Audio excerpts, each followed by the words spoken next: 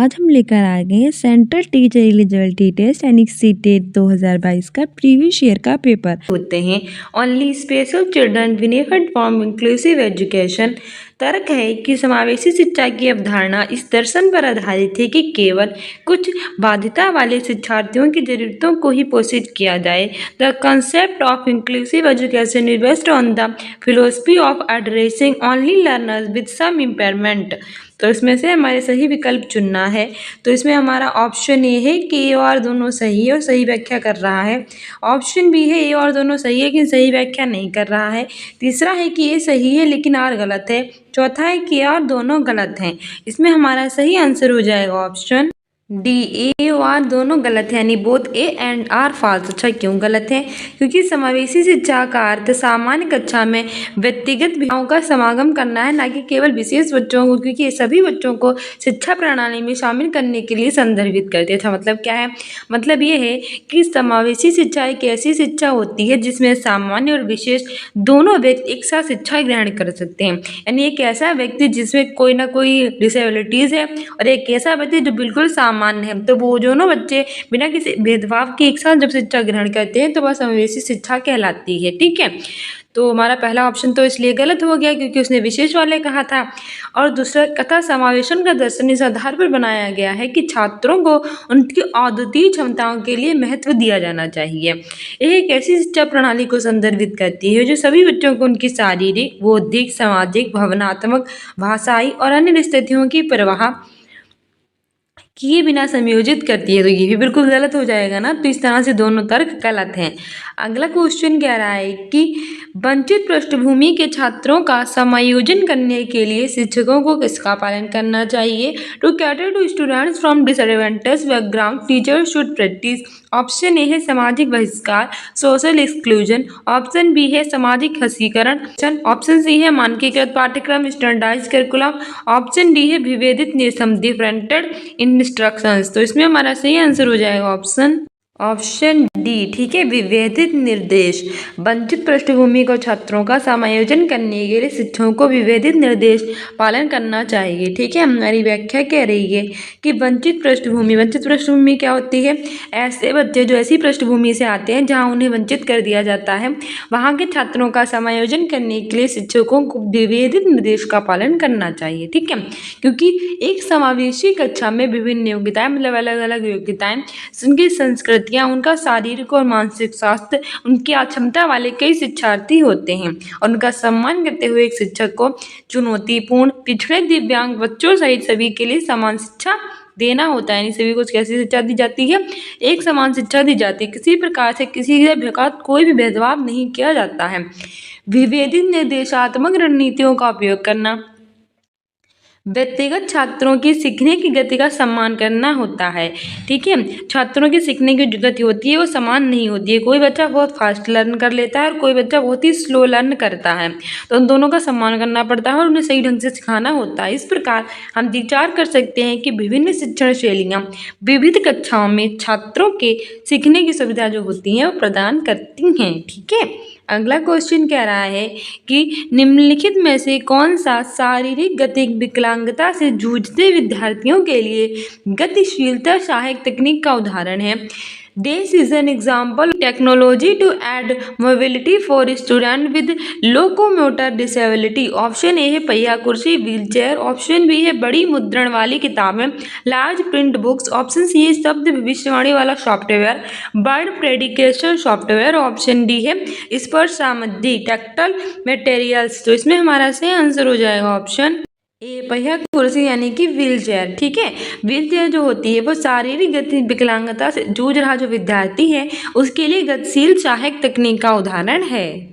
हमारी व्याख्या भी कह रही है कि सामान्य अर्थों में शारीरिक गति विकलांगता ऐसी शारीरिक और मानसिक अक्षमता होती है जिसके चलते कोई व्यक्ति सामान्य व्यक्तियों की तरह किसी कार्य को करने में अक्षम होता है।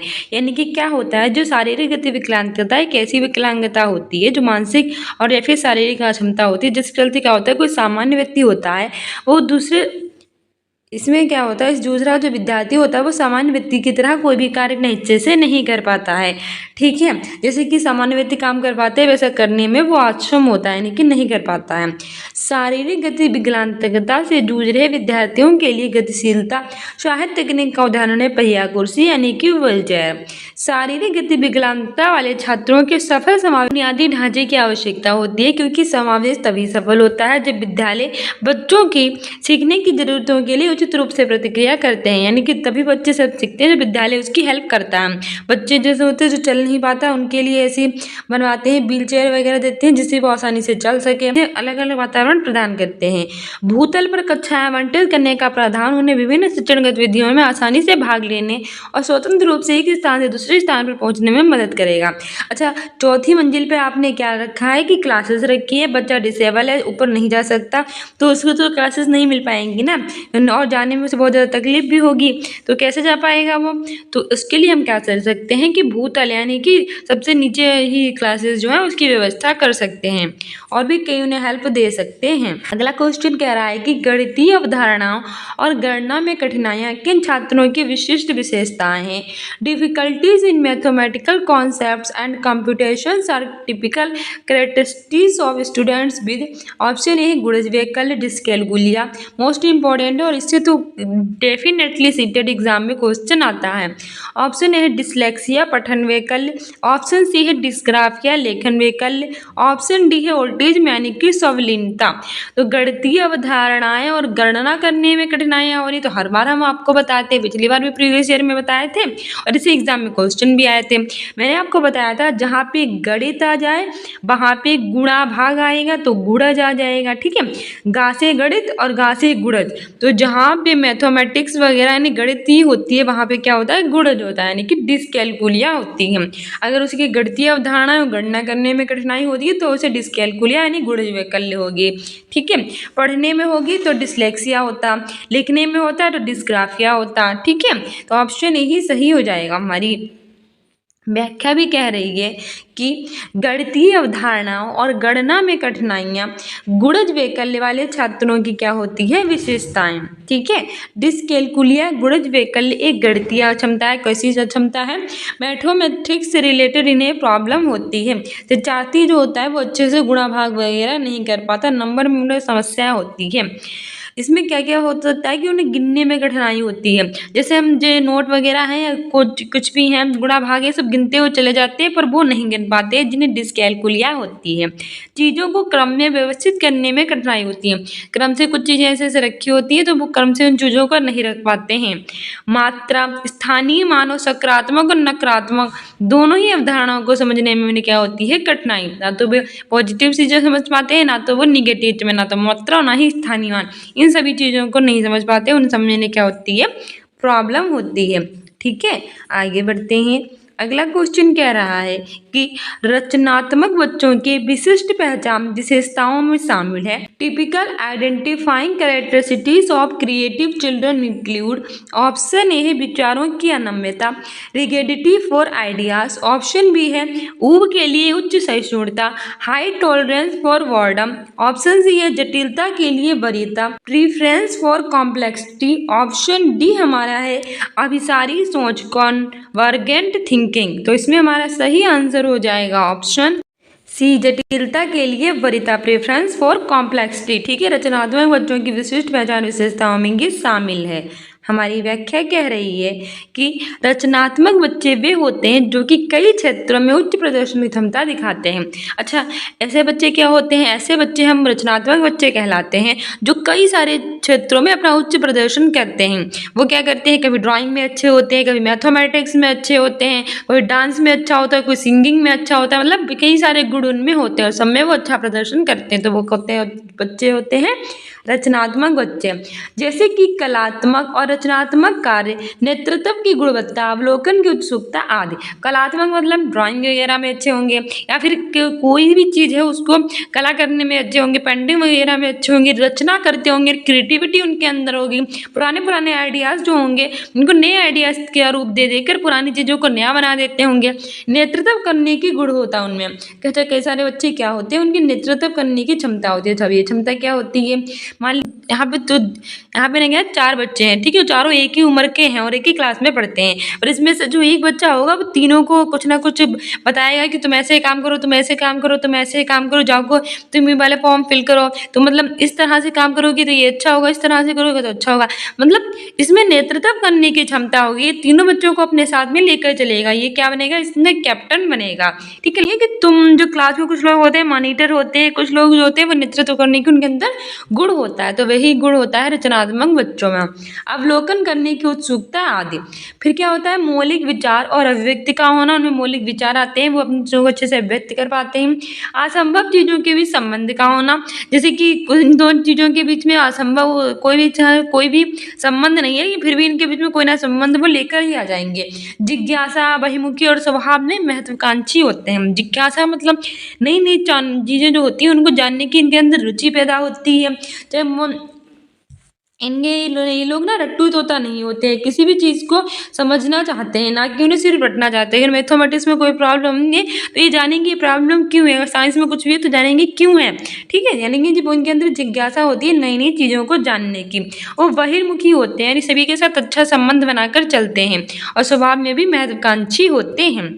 इसके अतिरिक्त जल्दी से सोचने और समस्याओं को नए नवीन तरीके से हल करने में रुचि का होना, यानी कि कोई भी प्रॉब्लम होती है उसको जल्दी से सोच लेते हैं, उसे कैसे हल किया जाता है उसके लिए नए तरीकों को खोजते हैं। पुरानी पद्धति से नहीं चलते, अपनी खुद की पद्धति बनाते हैं। जटिलता के लिए वरीयता का होना, ठीक है, ये सब होती है रचनात्मक बच्चों की विशेषताएं। अगला क्वेश्चन कह रहा है कि अधिगम में क्या सम्मिलित है।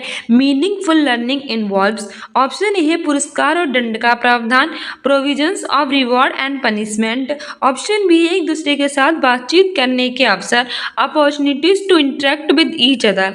ऑप्शन सी है सीखने के तरीकों पर विचार, रिफ्लेक्शंस और learning how to learn. Option D है साथियों के साथ प्रतिस्पर्धा के अवसर, opportunities for competition with peers. तो इसमें हमारा सही आंसर हो जाएगा ऑप्शन, इसमें ना हमारा दो ऑप्शन सही है। एक तो है सीखने के तरीकों पर विचार, यानी कि अर्थपूर्ण अधिगम में सीखने के तरीकों पर विचार, रिफ्लेक्शंस और लर्निंग हाउ टू लर्न। और ऑप्शन डी साथियों के साथ प्रतिस्पर्धा के अवसर, opportunities for competition with peers. ये दोनों सही हो जाएंगे। ठीक है, इसमें आपको बोनस अंक मिले थे क्योंकि इसमें आपके दोनों ऑप्शन सही थे। हमारी व्याख्या भी कह रही है कि अर्थपूर्ण अधिगम यह महसूस कराता है कि किसी अवधारणा, विचार, सिद्धांत, सूत्र या तर्क के सभी भाग एक साथ होते हैं।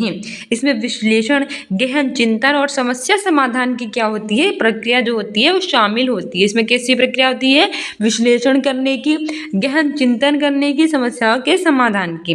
अधिगम के दौरान शिक्षक को सूचना का विश्लेषण करने में मदद करनी चाहिए ताकि छात्र जो होते हैं उनके बारे में क्या कर सके, थिंकिंग कर सकें और गहन चिंतन भी उनके अंदर विकसित कर सकें।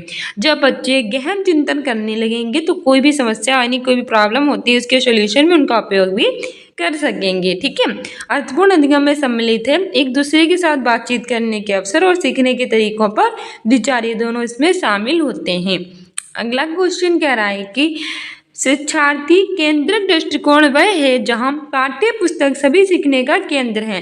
Learner centred approach is one where textbook is the centre of all learning.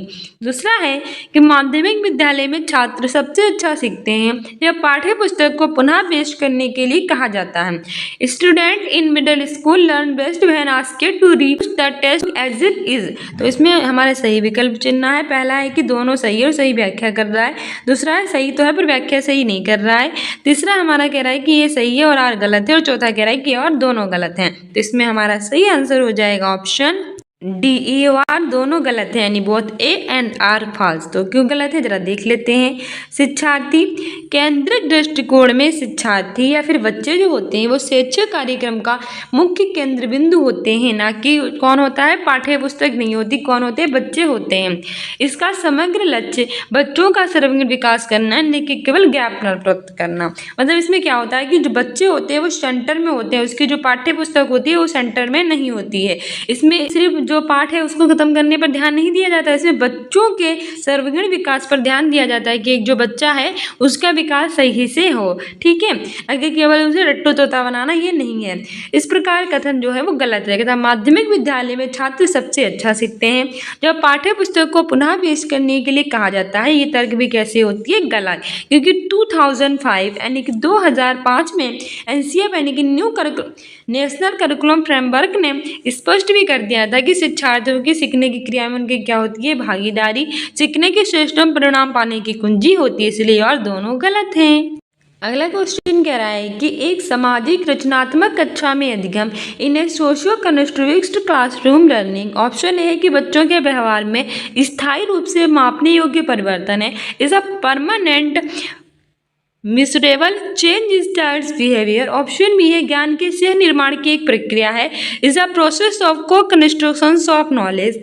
Option C है एक उद्दीपन और प्रतिक्रिया के युग्म से होता है, happens by pairing of stimulus and response. Option D है तब होता है जब छात्रों को सकारात्मक पुनर्वलन पेशकश की जाती है, takes place when the students are offered positive reinforcement. सही आंसर हो जाएगा ऑप्शन बी, ठीक है, is a process of construction of knowledge, यानी ज्ञान के सह निर्माण की एक प्रक्रिया है। एक सामाजिक रचनात्मक कक्षा में अधिगम, हमारी व्याख्या भी कह रही है, एक सामाजिक रचनात्मक कक्षा में अधिगम ज्ञान के सह निर्माण की एक प्रक्रिया है। सामाजिक रचनात्मक परिप्रेक्ष्य की विशेषताएं इस प्रकार है, ज्ञान पूरी तरह से ज्ञात और निश्चित नहीं होता है। इसमें जो ज्ञान होता है वो पूरी तरह से पता नहीं चल पाता है, यानी कि ना तो वो निश्चित होता है ना ही वो हमें इसके बारे में पूरी तरह से ज्ञात होता है।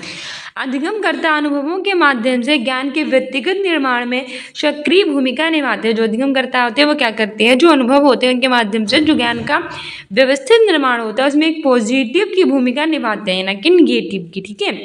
अधिगम एक सामाजिक प्रक्रिया होती है, कैसी होती है, सबसे पहले तो याद रखना ये हमारा सीटेट है और सीटेट की एग्जाम में पॉजिटिव वर्ड को ही लेना चाहिए, निगेटिव वर्ड नहीं होंगे। क्रिया है एक समाज की प्रक्रिया है जिसमें अधिगमकर्ता ऐसे अर्थ का निर्माण करता है जो पूर्व ज्ञान और नवीन अधिगम की घटनाओं की अंतःक्रिया या शिक्षकों की मदद से क्या होता है, प्रभावित होता है, और यह अधिगम करता है कि विशिष्टता और जटिलता को भी स्वीकार करता है। अगला क्वेश्चन कह रहा है कि अधिगम के लिए उचित कक्षा वातावरण का आधार होने चाहिए। Should be the basis conducive classroom environment for learning. पहला है अनुकूलन और पुनर्वलन के सिद्धांत, principles of conditioning and reinforcement. Option B है प्रतिस्पर्धा और व्यक्तिवाद। ऑप्शन सी है सहयोग और सहकारात्मकता, cooperation and collaboration. Option D है पृथक्करण व नामीकरण यानी सेग्रेगेशन एंड लेबलिंग। तो बताइए अधिगम के लिए उचित कक्षा वातावरण का आधार कैसे होना चाहिए। तो सबसे पहले निगेटिव को हटाओ, इसने क्या कहा है कि नामकरण मतलब लेवल दे देना और सेग्रेगेशन यानी कि अलग अलग कर देना। तो सीटेट की एग्जाम में या फिर सीटेट का एग्जाम क्या यूपी टेट का किसी का भी एग्जाम हो, अपने माइंड में एक चीज़ लगा के रखो कि आप अगर टीचर हो तो आप बच्चों को अलग अलग नहीं कर सकते, ठीक है। प्रैक्टिकल नॉलेज अपनाओ यहाँ, आप बच्चों को अलग अलग नहीं कर सकते, ना ही उन्हें लेवल दे सकते हो कि तुम बहुत अच्छे हो, तुम बहुत ही अच्छा करोगे, तुम बहुत ही बेकार हो, तुम्हें कुछ आता जाता नहीं, तो ये सब आप नहीं कर सकते। तो जहाँ पर नियमीकरण वाली हो वो हटा दो। प्रतिस्पर्धा और व्यक्तिवाद, किसी भी बच्चे को कभी प्रतिस्पर्धा नहीं देनी चाहिए, चाहे कम सीखता हो, चाहे वो ज़्यादा सीखता हो, चाहे बहुत अच्छा हो, चाहे वो बिल्कुल बेकार हो, लेकिन आपको प्रतिस्पर्धा नहीं करा सकते हैं कि तुम बहुत अच्छा करोगे। तुम्हें कंपटीशन को बढ़ावा नहीं देना चाहिए, ठीक है, सहयोग वातावरण देना चाहिए, ना कि कंपटीशन को। ये भी हट गया। अनुकूलन और पुनर्वलन के सिद्धांत ये भी नहीं होगा, तो हमारा सही आंसर हो जाएगा ऑप्शन सी, सहयोग और सकारात्मकता, कॉपरेशन एंड कोलैबोरेशन, ठीक है। तो हमें किसको बढ़ावा देना चाहिए, अधिगम के लिए उचित कक्षा वातावरण में सहयोग और सहकारात्मकता को वातावरण को बढ़ावा देना चाहिए, ठीक है।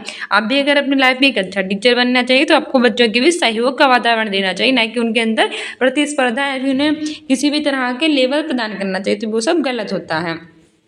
व्याख्या कह रही है कि कक्षा का वातावरण उन महत्वपूर्ण कारकों में से एक है जो अर्थपूर्ण अधिगम के लिए क्या होते हैं, उत्तरदायी हैं। कक्षा का वातावरण अधिगम और अवधारणा के प्रति जो छात्र की रुचि होती है, जो उनकी जिज्ञासा होती है, उनको क्या करता है, तय करता है। कक्षा का वातावरण सहयोग और सकारात्मक अधिगम के लिए उचित कक्षा वातावरण क्या होने चाहिए, आधार होने चाहिए, सहयोग और सकारात्मकता। साथ ही बच्चों के साथ हमें क्या करनी चाहिए, भागीदारी करनी चाहिए, सहभागिता पर ध्यान देना चाहिए, ये सब इनके साथ करना चाहिए। उनका सेवा को सहयोग करना चाहिए, शिक्षार्थी और सहयोगी होना चाहिए। शिक्षार्थी ये भी जानते हैं कि कक्षा का वातावरण सकारात्मक होने पर व्यक्तिगत रूप से महत्व दिया जाता है। वही बात है कि अगर हम बच्चों के साथ भाग करेंगे, एक साथ उनके साथ कंपटीशन की भावना नहीं रखेंगे, सबको एक साथ बढ़ने में सहयोग करेंगे, किसी को प्रॉब्लम हो रही है तो बच्चों को देख कहेंगे कि क्यों प्रॉब्लम हो रही है तो मुझे बताओ, नहीं मतलब उनकी सहयोग करेंगे, ना कि उन्हें प्रतिस्पर्धा के लिए बढ़ावा देंगे। ठीक है, अगला क्वेश्चन कह रहा है कि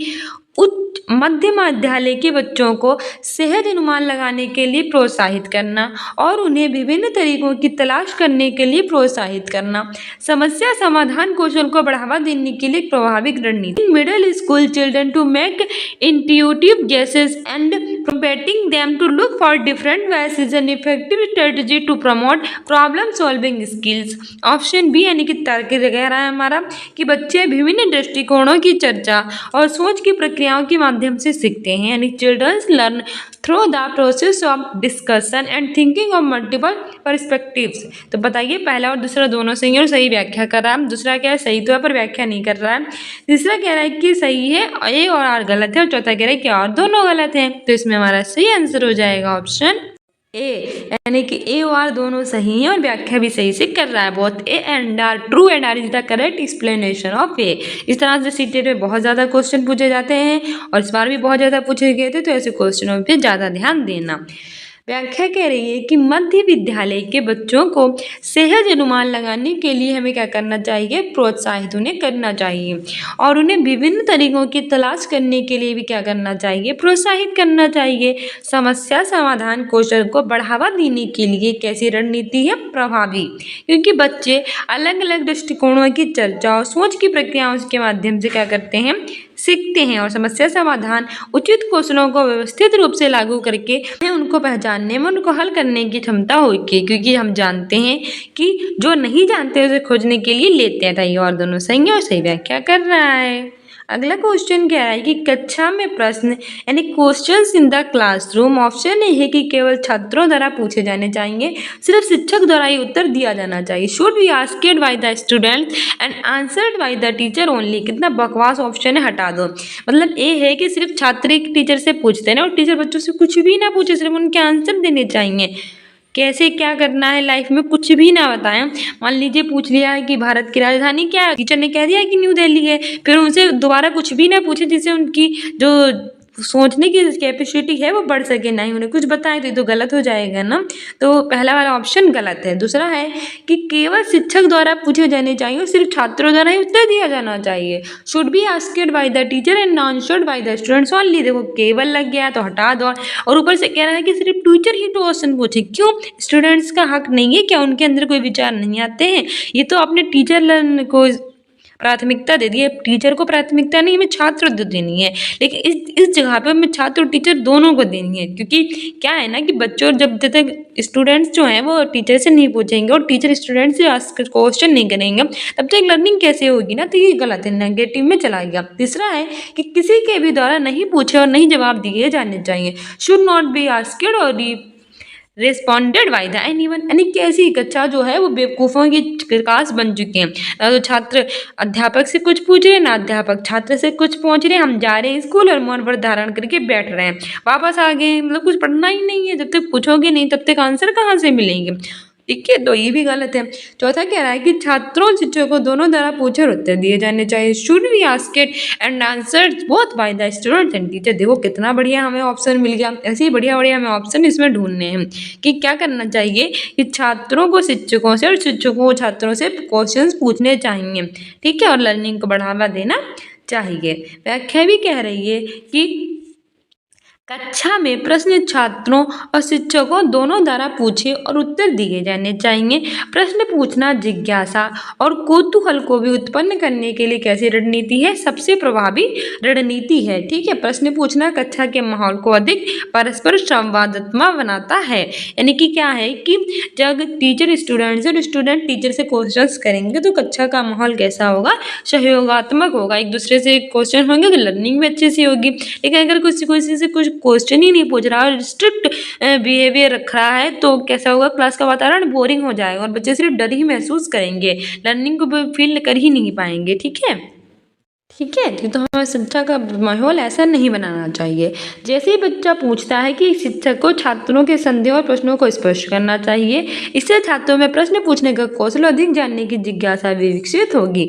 बच्चा जो होता है वो कैसा बालक होता है? एक छोटा सा बालक होता है जिसके अंदर जो चाहे वो आप फिल कर सकते हो, यानी कोरा कागज के समान होता है स्टूडेंट्स।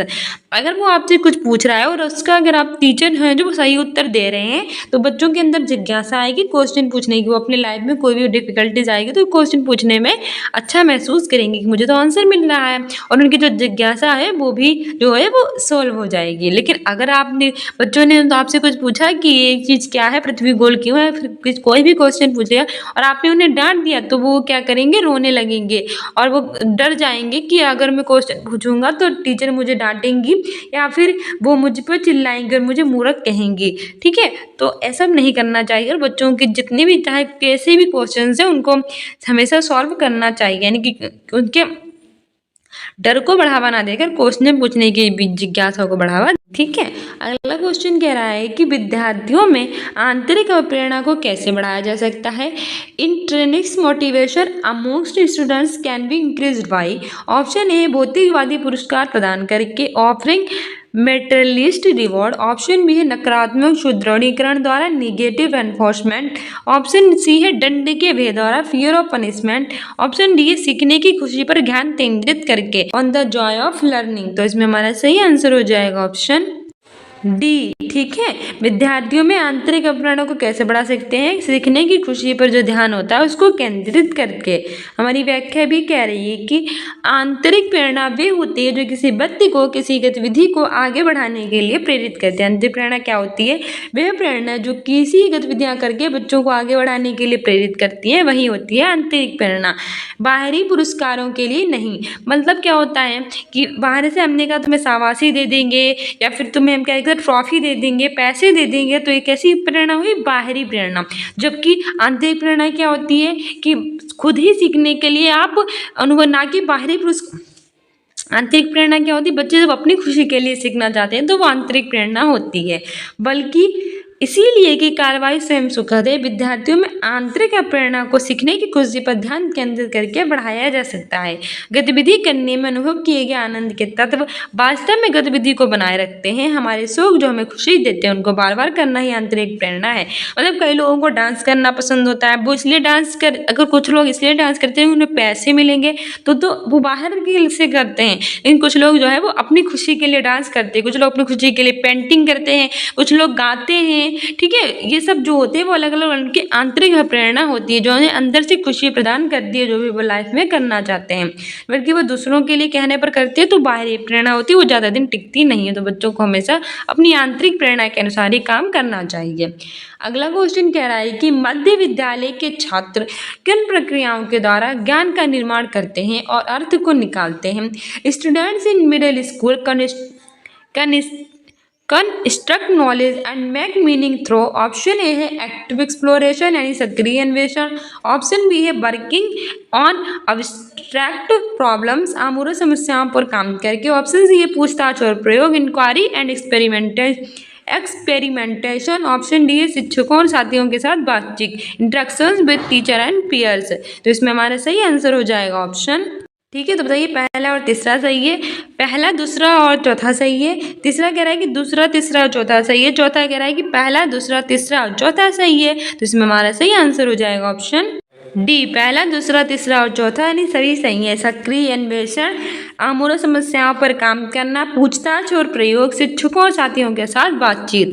ठीक है, हमारी व्याख्या कह रही है कि मध्य विद्यालय के छात्र के रूप में ज्ञान को संग्रह को एक ऐसी प्रक्रिया के रूप में हम परिभाषित कर सकते हैं जिसमें शिक्षक और शिक्षार्थी की कैसी भागीदारी रहती है? सक्रिय यानी एक्टिव भागीदारी रहती है, जो कुछ नया सीखने की जिज्ञासा और प्रेरणा से प्रेरित होती है और निकाल, जैसे कि सक्रिय अन्वेषण, आमूल समस्याएं उन पर काम करना, पूछताछ और प्रयोग, शिक्षकों और साथियों के साथ बातचीत। ठीक है, अगला क्वेश्चन कह रहा है कि शिक्षकों को चाहिए कि वे बच्चों की योग्यता को डैश और असफलता को डैश के रूप में सोचने के लिए प्रोत्साहित करें। Teachers should encourage children to think of ability as dash and failure as. तो इसमें हमारा ऑप्शन ए है कि स्थायी, शर्मनाक और अपमानजनक, fixed, shameful and humiliating. Option B है वृद्धिशील, सुधार के अवसर के, incremental and opportunity for improvement. Option C है स्थायी, सुधार के अवसर, fixed and opportunity for improvement. Option D है वृद्धिशील, शर्मनाक और अपमानजनक, इंक्रीमेंटल, शेमफुल एंड ह्यूमिलेटिंग। सही आंसर हो जाएगा ऑप्शन बी। ठीक है, वृद्धिशील, सुधार के अवसर के, यानी कि incremental and opportunity for improvement. हमारी व्याख्या भी कह रही है कि अध्ययन का लाभ अधिकतम तब होता है जब शिक्षक छात्रों के लिए एक सुविधा के रूप में कार्य करता है। जब हमें अध्ययन का लाभ कब होता है, कब हम अच्छे से सीख सकते हैं, जब टीचर होता है वो छात्रों के लिए कैसे काम करे, एक फैसिलिटी के रूप में, ना कि एक बर्डन के रूप में। ठीक है, एक शिक्षक को शिक्षार्थियों का प्रदर्शन लक्ष्यों के बजाय सीखने के लक्ष्य निर्धारित करने के लिए हमें प्रोत्साहित करना चाहिए। मतलब कैसे आप अपने लक्ष्य को हासिल कर सकते हो, कैसे कैसे वर्क कर सकते हो, किस तरह से आप अपने आप को इम्प्रूव कर सकते हो, उस पर प्रोत्साहित करना चाहिए। ना कि इसलिए कि तुम्हें बस जीतना है, तुम्हें बस जीतना है, तुम्हें बस जीतना है। ठीक है, शिक्षकों को चाहिए कि बच्चों की योग्यता को वृद्धिशील और असफलता को सुधार के अवसर के रूप में सोचने के लिए प्रोत्साहित करें। यानी कि बच्चे जो हैं वो असफल क्यों हो रहे हैं, क्या क्या उनमें गलतियां वो कर रहे हैं, उन गलतियों को कैसे सुधारा जाए, कैसे वो खुद सफल हो सकें, उन सबको बढ़ावा देना चाहिए। उनकी क्या योग्यता है उन सबको वृद्धि करनी चाहिए। ठीक है, आगे शिक्षकों की भूमिका को शिक्षार्थियों को उनके सीखने में सक्रिय प्रतिभागियों के रूप में देखने के लिए माना जाता है, ना कि ज्ञान के प्राप्तकर्ता के रूप में। यानी कि बच्चे हैं वो अच्छे से लर्न कर सकें, उसके लिए हमें एक्टिव रहना चाहिए और बच्चों को एक्टिव प्रतिभागी के रूप में उन्हें साथ देना चाहिए, ना कि ज्ञान प्राप्तिकर्ता के रूप में। यानी कि उनके अंदर ऐसी नॉलेज भर दो जो उनके कभी काम नहीं ना आए। मतलब उन्हें साइंस रटवा रट्टू तोता बना दो, उन्हें साइंस का क्या प्रयोग है वो कभी मत सिखाओ, तो ये नहीं करना चाहिए। अगला क्वेश्चन कह रहा है कि अकादमिक निम्न में से कौन सा कार्य विफलता के लिए जिम्मेदार है। Dash would be a contributing factor for children's academic failure. Option A है सहयोगात्मक शिक्षा, कोलैबोरेटिव लर्निंग। ऑप्शन बी है समावेशी शिक्षा, इंक्लूसिव क्लासरूम। ऑप्शन सी है गैर प्रासंगिक पाठ्यक्रम, डी कनेक्टेड। ऑप्शन डी है सार्थक अधिगम, मीनिंगफुल लर्निंग। ठीक है, तो इसमें हमारा सही आंसर हो जाएगा ऑप्शन सी। ठीक है, गैर प्रासंगिक पाठ्यक्रम ये विफलता के लिए जिम्मेदार है। ठीक है, सहयोगात्मक शिक्षा को बढ़ावा दोगे तो बच्चे अच्छे से सीखेंगे, समावेशी शिक्षा दोगे तब भी बच्चों के लिए जरूरी है, और सार्थक अधिगम ये भी जरूरी है। लेकिन गैर प्रासंगिक पाठ्यक्रम बच्चों के लिए बाधक है, और यही पूछ रहा है कि विफलता के लिए क्या जिम्मेदार है, तो यही है गैर प्रासंगिक पाठ्यक्रम। आप पहले क्वेश्चन को अच्छे से पढ़ लीजिए, इससे आपको आइडिया मिल जाएगा कि क्वेश्चन हमें निगेटिव में पूछ रहा है कि पॉजिटिव में पूछ रहा है। ठीक है, तो वैसे ही आप आंसर देंगे। व्याख्या कह रही है कि शैक्षणिक उपलब्धि में छात्रों की विफलता के कई कारण हैं, जैसे कि रुचि की कमी, यानी उनमें इंटरेस्ट का ना होना, कम ध्यान देना, वो ध्यान अच्छे से नहीं दे पाते अपना 100%। इसके प्रमुख कारणों में से गैर प्रासंगिक पाठ्यक्रम होता है। ठीक है, गैर प्रासंगिक क्या होता है, किसी चीज की जांच या व्याख्या करने की प्रक्रिया है जो संदर्भ से अलग है, जिसमें वह अंतर्निहित है, वह सचेत या अवचेतन रूप में होती है। और गैर प्रासंगिक पाठ्यक्रम छात्रों की विफलता के लिए जिम्मेदार है, क्योंकि इसमें क्या होता है कि हम ऐसी चीज़ों को शामिल कर सकते हैं जो उसमें शामिल ही ना हो। यानी कि हम मैथमेटिक्स अगर बच्चों को पढ़ा रहे हैं और उसमें बीच में साइंस पढ़ाने लगे, बीच में हिंदी पढ़ाने लगे, बीच में बंगाली पढ़ाने लगे, तो उससे क्या होगा, बच्चे मान लो हिंदी की क्लास चल रही है, इसमें देखो क्या होता है, मान लो हिंदी की क्लास पढ़ रहे हैं, सारे स्टूडेंट्स हिंदी के हैं और वो हिंदी सीखने आए हैं, लेकिन हमने बीच में क्या कर दिया, बंगाली सिखाने लगे, तमिल सिखाने लगे, उड़िया सिखाने लगे। हाँ, ये सब भाषा जरूरी है जीवन के लिए, लेकिन हिंदी सीखने वाले बच्चों को ये सब सिखाना, वो सीखने ही जब नहीं आए तो उनके लिए तो गैर प्रासंगिक हो गया ना। तो यही सब होता है गैर प्रासंगिक, मतलब जो है उस पर ध्यान ना देकर किसी दूसरी चीज़ पर ध्यान देना। ठीक है, ऐसे इंग्लिश सीखने वालों को हिंदी सिखाते रहना और इंग्लिश ना सिखाना, तो ये तो गैर प्रासंगिक हो गया ना। ठीक है, तो इन सब का प्रयोग नहीं करना चाहिए क्लासरूम में। मौन विधि भाषा अधिगम को मानसिक गतिविधि के रूप में स्वीकृत करती है। दूसरा है कि मौन विधि में शिक्षार्थी एक वैज्ञानिक या अन्वेषक है जो अनुभवों और अवसरों के आधार पर भाषा के प्रति अपनी समझ बनाता है। तो पहला है कि ये सही है लेकिन बी गलत है। दूसरा है कि बी सही है लेकिन ए गलत है। तीसरा है कि और बी दोनों सही है और ए बी का कारक है। और चौथा है और बी दोनों गलत है। तो इसमें हमारा सही आंसर हो जाएगा ऑप्शन सी, ए और बी दोनों सही हैं और ए जो है बी का कारक है। यानी कि मौन विधि भाषा अधिगम को मानसिक गतिविधि के रूप में स्वीकृत करती है। यानी कि हम ऐसी विधि से जो होते हैं, जो कि मौन विधि होती है, वो हमारे मस्तिष्क के लिए काफ़ी इंपॉर्टेंट होती है। और मौन विधि में शिक्षार्थी वैज्ञानिक और अन्वेषक होता है, जो अनुभवों अवसरों के आधार पर भाषा के प्रति अपनी जो है वो समझ बनाता है। ये भी सही है।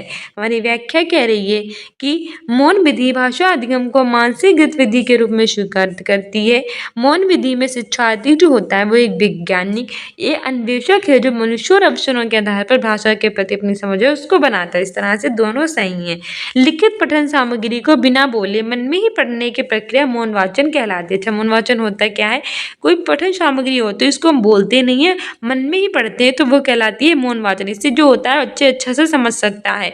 और अगर वो चिल्ला चिल्ला के पढ़ेगा उतने अच्छे से नहीं समझ पाएगा। अगर वो मस्तिष्क के अंदर पढ़ेगा, चुप रहकर पढ़ेगा, अपने सारी चीज़ें कैसे क्या है उसको समझ के पढ़ेगा, तो अच्छे से पढ़ पाएगा। ठीक है। डॉक्टर रामशंकर पांडे के अनुसार मौन वाचन में क्या होता है? निपुणता का आना व्यक्ति के विचारों में प्रौढ़ता का द्योतक है, जो भाषा की दक्षता होकर अधिकार का सूचक है। ठीक है। जो क्या होता है? भाषा की दक्षता बना देता है। मौन वाचन में श्वासोर वाचन की अपेक्षा कम थकान लगती है। और मौन वाचन के प्रमुख उद्देश्य होते हैं छात्रों की बोध शक्ति का विकास। तो क्या होता है कि जो मौन वाचन करते हैं उनसे थकान भी कम होती है, बोध शक्ति का उनके विकास होता है, स्वाध्याय की आदत का विकास होता है, यानी स्वयं से पढ़ने की आदत जो उनमें विकसित हो जाती है। मनन और तर्क करने की क्षमता, यानी वो किसी चीज़ में तर्क कर सकते हैं और इसको ध्यान से पढ़ भी सकते हैं। और साहित्य की विभिन्न विधाओं का भी परिचय वो होता है उनके अंदर हो जाता है। अगला क्वेश्चन कह रहा है कि भाषा की कक्षा में अध्यापक और विद्यार्थी के बीच संबंध कैसा होना चाहिए? ऑप्शन ए है अध्यापक व्याख्या करने वाला और विद्यार्थी श्रोता होना चाहिए। ऑप्शन बी है अध्यापक सत्ताधारी और जो विद्यार्थी है वो मौन ग्रहण करता होना चाहिए। तीसरा है कि अध्यापक और विद्यार्थी आपस में साझेदार होने चाहिए। और चौथा है कि अध्यापक निर्देशक और विद्यार्थी अनुसरण करता होना चाहिए। तो इसमें हमारा सही आंसर हो जाएगा और विद्यार्थी आपस में साझेदार होने चाहिए। ठीक है। भाषा की कक्षा में अध्यापक और विद्यार्थी के बीच यही संबंध होना चाहिए कि जो अध्यापक और विद्यार्थी हैं दोनों ही क्या हों? साझेदार हों, यानी कि एक दूसरे की बातों को समझने और सुनने की क्षमता होनी चाहिए। ये नहीं कि सिर्फ टीचर बोलते चले जाए, स्टूडेंट्स कुछ ना समझे, या फिर सिर्फ स्टूडेंट्स बोलते चले मैं टीचर को कुछ समझ में ना आए, ये तो गलत होगा ना। एक दूसरे के साथ वार्तालाप करके ही वो समझ सकते हैं।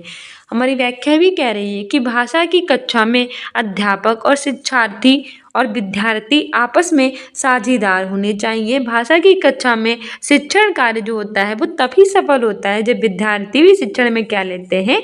हिस्सा लेते हैं। और अन्यथा शिक्षण कार्य कैसा हो जाता है? बहुत ही ज़्यादा बोझिल हो जाता है।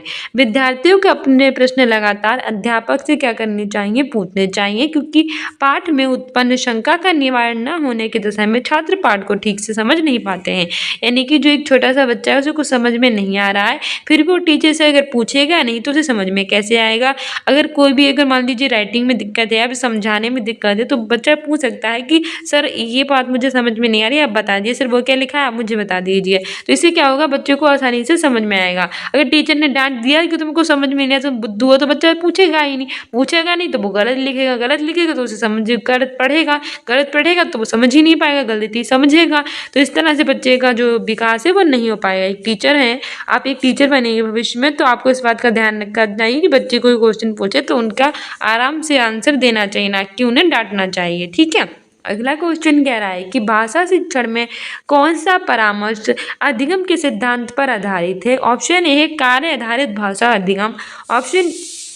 ऑप्शन बी है पाठ्य सामग्री आधारित भाषा शिक्षण।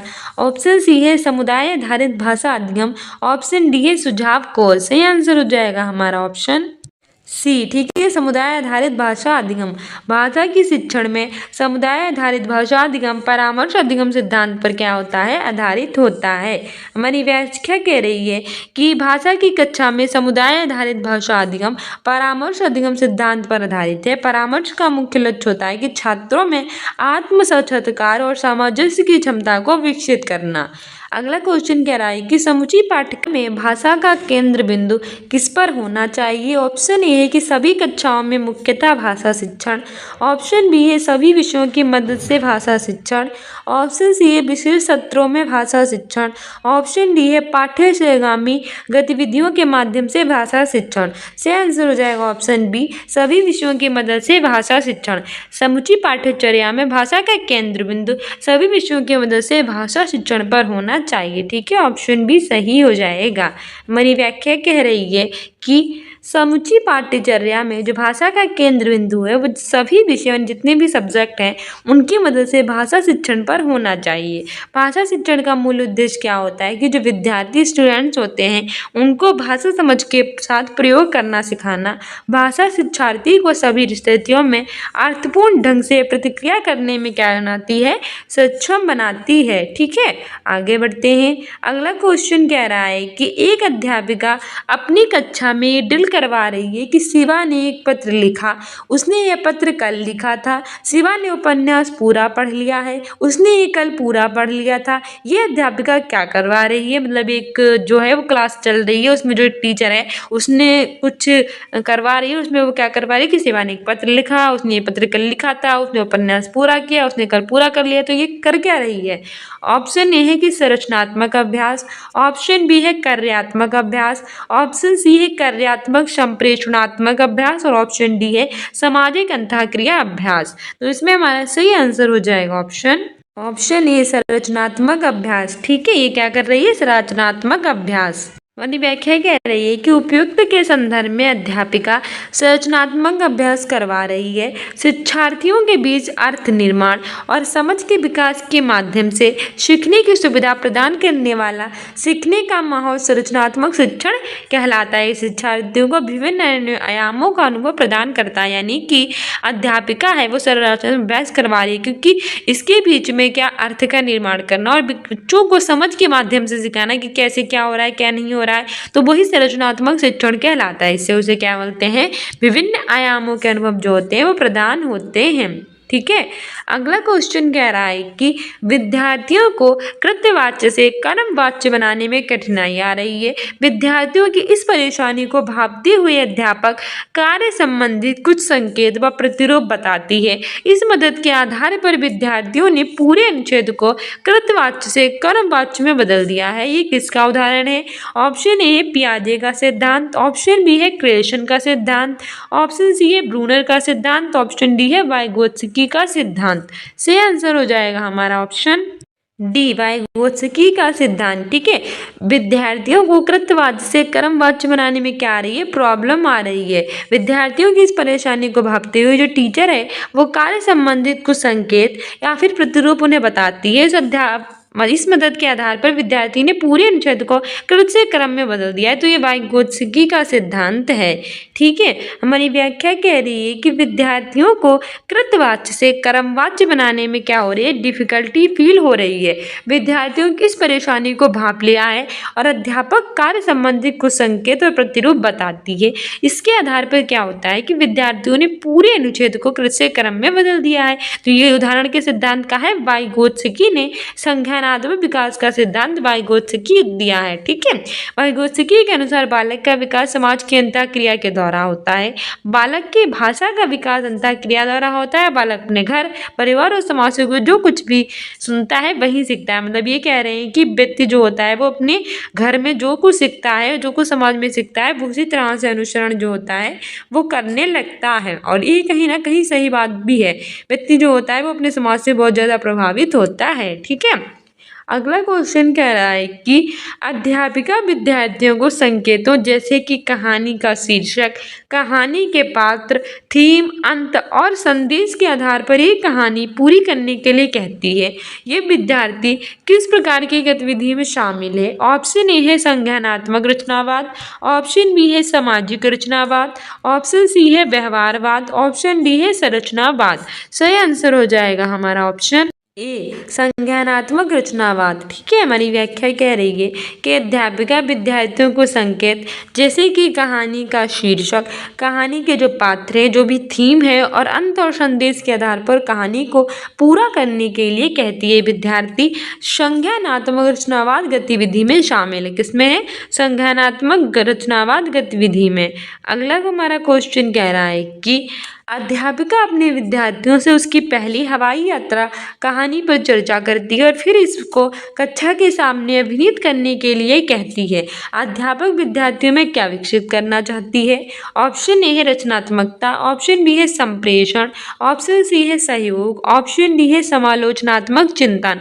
सही आंसर हो जाएगा हमारा ऑप्शन। इसमें हमारा ऑप्शन ए कि ए बी और सी, ऑप्शन बी है ए बी और डी, ऑप्शन सी है बी सी और डी, ऑप्शन डी है ए सी और डी। सही आंसर हो जाएगा ए बी और सी। ठीक है, हमारी व्याख्या कह रही है कि जो अध्यापिका है वो अपने विद्यार्थियों से उसकी पहली हवाई यात्रा कहानी पर चर्चा करती है और फिर इसको कक्षा के सामने अभिनीत करने के लिए कहते हैं। अध्यापिका विद्यार्थियों में रचनात्मकता यानी क्रिएटिविटी, संप्रेषण और सहयोग का गुण विकसित करना चाहती है। ठीक है, अगला क्वेश्चन कह रहा है कि स्थिति मूलक भाषा शिक्षण किस पर आधारित है? ऑप्शन ए है अभिक्रमीकरण, प्रोग्रामिक अभ्यास और उत्पादन, ऑप्शन बी है तैयारी, प्रस्तुतिकरण और अभ्यास, ऑप्शन सी है प्रस्तुतिकरण, अभ्यास और उत्पादन, ऑप्शन डी है तैयारी, प्रस्तुतिकरण और उत्पादन। सही आंसर हो जाएगा हमारा ऑप्शन सी, प्रस्तुतिकरण, अभ्यास और उत्पादन। ठीक है, ऑप्शन सी सही हो जाएगा।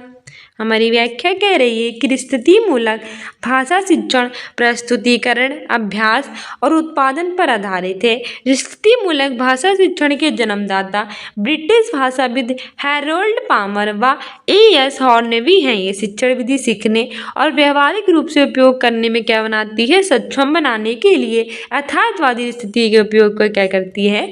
बढ़ावा देती है।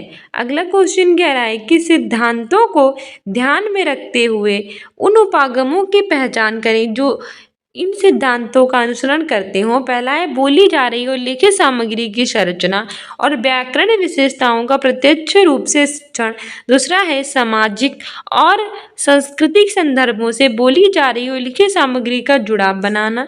तीसरा है कि ऐसे कार्य इकाइयों की योजना बनाना जिसका मुख्य केंद्र बिंदु समूची सामग्री के आधार पर कौशल विकसित करने पर हो। पहला है कार्य आधारित भाषा शिक्षण, दूसरा है पाठ्य सामग्री आधारित निर्देश, तीसरा है कोश विषयक उपागम, ऑप्शन डी है सहकारी भाषा अधिगम।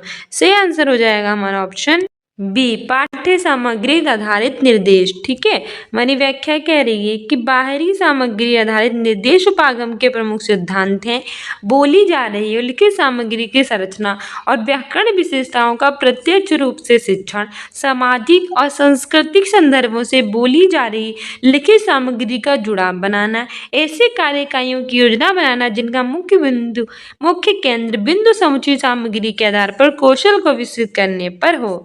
ठीक है, अगला क्वेश्चन कह रहा है कि निम्नलिखित प्रदत्त कार्य को पढ़ें और क्रियान्वयन की दृष्टि से क्रम दें। पहला है कि अधिगम गतिविधि की अभिकल्पना करना, दूसरा है निर्देश देना, मॉनिटरिंग और विद्यार्थियों की प्रगति का आकलन, तीसरा है पाठ्यक्रम के उद्देश्यों का उल्लेख करना और चौथा है कि टॉपिक, थीम और स्थितियों को चिन्हित करना। पहला कह रहा है कि ए बी सी और डी सही, दूसरा बी ए सी डी, तीसरा है सी डी ए बी और चौथा है सी बी ए डी। सही आंसर हो जाएगा ऑप्शन सी।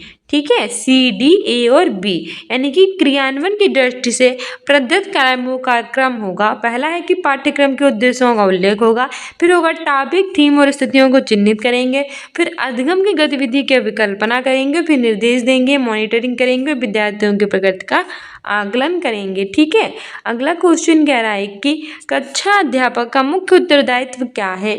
ऑप्शन ए कि शिक्षार्थी की संप्रेषणात्मक आवश्यकताओं की पहचान करना, दूसरा है शिक्षण के लिए संदर्भ का चयन करना, तीसरा है विभिन्न कक्षाओं के विद्यार्थियों का समूहीकरण, चौथा है शिक्षार्थियों को निर्देश देना। सही आंसर हो जाएगा हमारा ऑप्शन ए शिक्षार्थी की संप्रेषणात्मक आवश्यकताओं की पहचान करना कक्षा अध्यापक का मुख्य उत्तरदायित्व है।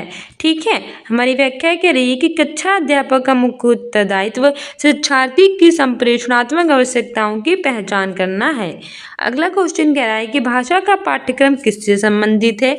ऑप्शन ए है कि शैक्षिक कार्यक्रमों को क्रियान्वयन से, दूसरा है कि शिक्षार्थियों के निष्पादन का मूल्यांकन, तीसरा है संदर्भ का चयन और स्तरानुसार बांटना, चौथा है कि शैक्षिक कार्यक्रमों का प्रबंधन। सही आंसर हो जाएगा ऑप्शन सी, संदर्भ का चयन और स्तरानुसार बांटना। ठीक है, भाषा का पाठ्यक्रम संबंधित है। हमारी व्याख्या कह रही है कि भाषा का पाठ्यक्रम संदर्भ का चयन और स्तरानुसार बांटने से संबंधित है। अगला क्वेश्चन कह रहा है कि भाषा अधिगम के लिए अनिवार्य है। ऑप्शन ए है भाषा के तत्वों में निपुणता, ऑप्शन बी है भाषा के नियमों का अधिगम, ऑप्शन सी है व्यावहारिक कौशलों में निपुणता, ऑप्शन डी है भाषा की कोश रचना में निपुणता। सही आंसर हो जाएगा हमारा ऑप्शन सी, व्यावहारिक कौशलों में निपुणता भाषा अधिगम के लिए अनिवार्य है। हमारी व्याख्या कह रही है कि भाषा अधिगम के लिए व्यवहारिक कौशलों में निपुणता अनिवार्य है। हमारा अगला क्वेश्चन कह रहा है कि भाषा अधिगम का प्रतिक्रियात्मक पाठ्यक्रम किस पर आधारित है। ऑप्शन ए है व्याकरण, ऑप्शन बी है शब्द भंडार, ऑप्शन सी है टॉपिक, ऑप्शन डी है कार्य। सही आंसर हो जाएगा हमारा ऑप्शन डी, कार्य। भाषा अधिगम का प्रक्रियात्मक पाठ्यक्रम कार्य पर आधारित। कथनों ए और आर पर विचार करें और उपयुक्त विकल्प चुनें। Read the following statement A and R and choose the appropriate option given below. पहला है कर्ज किसानों की विपदा का मुख्य कारण बन गया है, जिसके बोझ से दबकर कई किसानों ने आत्महत्या तक कर ली है।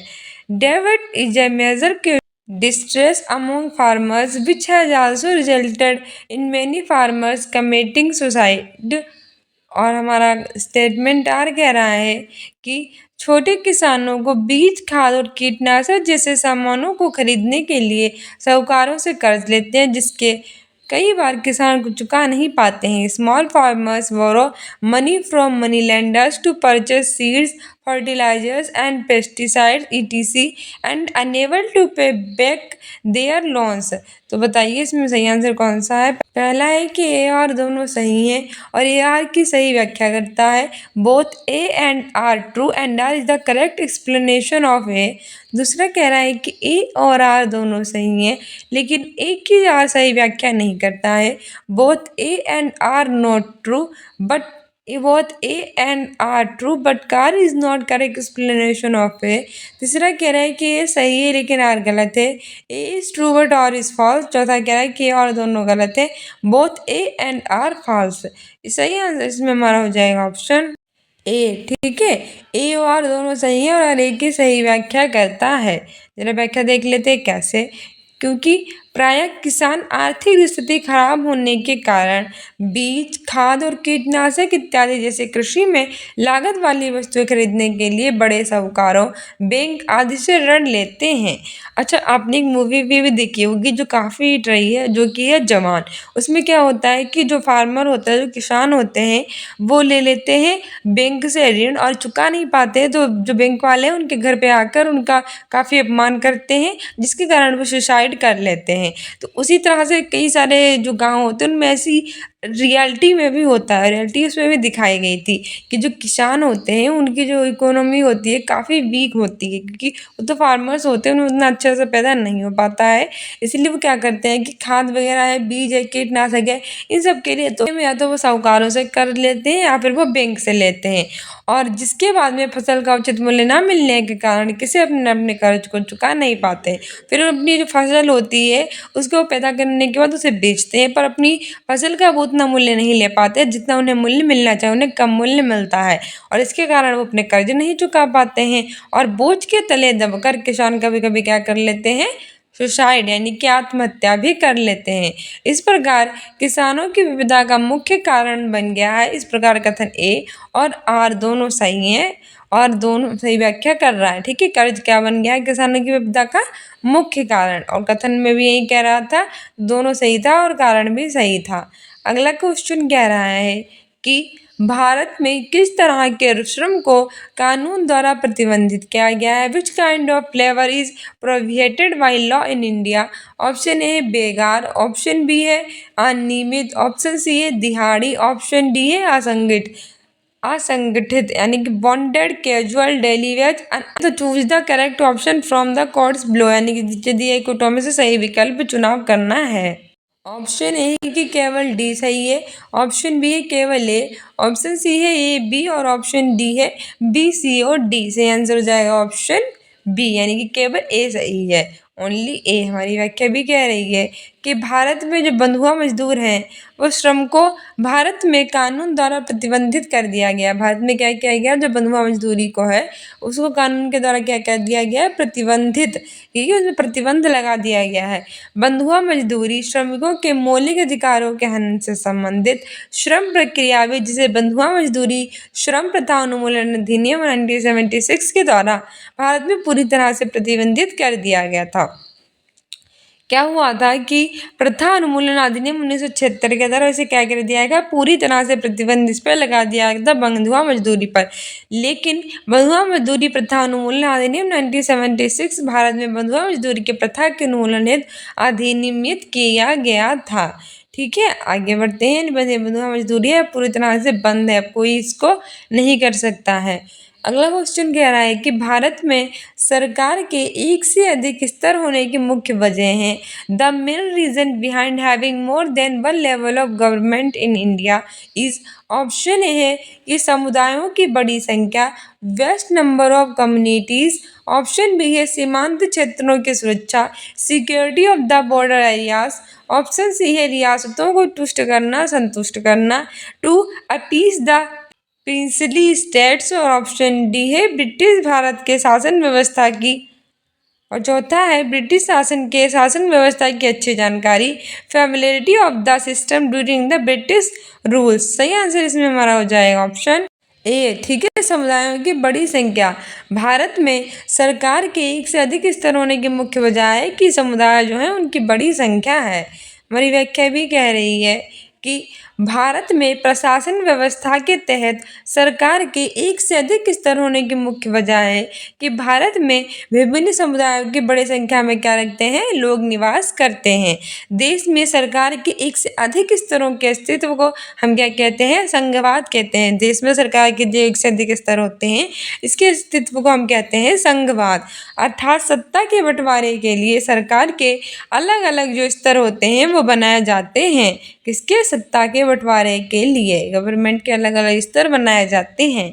अगला क्वेश्चन कह रहा है कि निम्नलिखित कथनों पर विचार कीजिए। Consider the following statements. पहला है कि लड़कियों की तुलना में लड़के एक बेहतर स्काउट लीडर बनते हैं।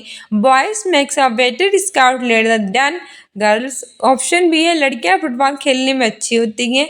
Girls are good at playing football. तीसरा है कि लड़कियां सौम्य, कोमल और अच्छी देखभाल करने वाली होती हैं। Girls are gentle and good caregivers. चौथा है कि लड़के दबंग और उग्र होते हैं। Boys are rough and worldly. तो बताइए बीच स्टेटमेंट में फास्टर स्टेरियोटाइप यानी में कौन सा है जो रूढ़िवादिता को पोषित कर रहा है। तो कौन सा कथन बताइए रूढ़िवादिता को दर्शा रहा है। पहला है कि पहला, दूसरा और तीसरा तीनों दर्शा रहे हैं।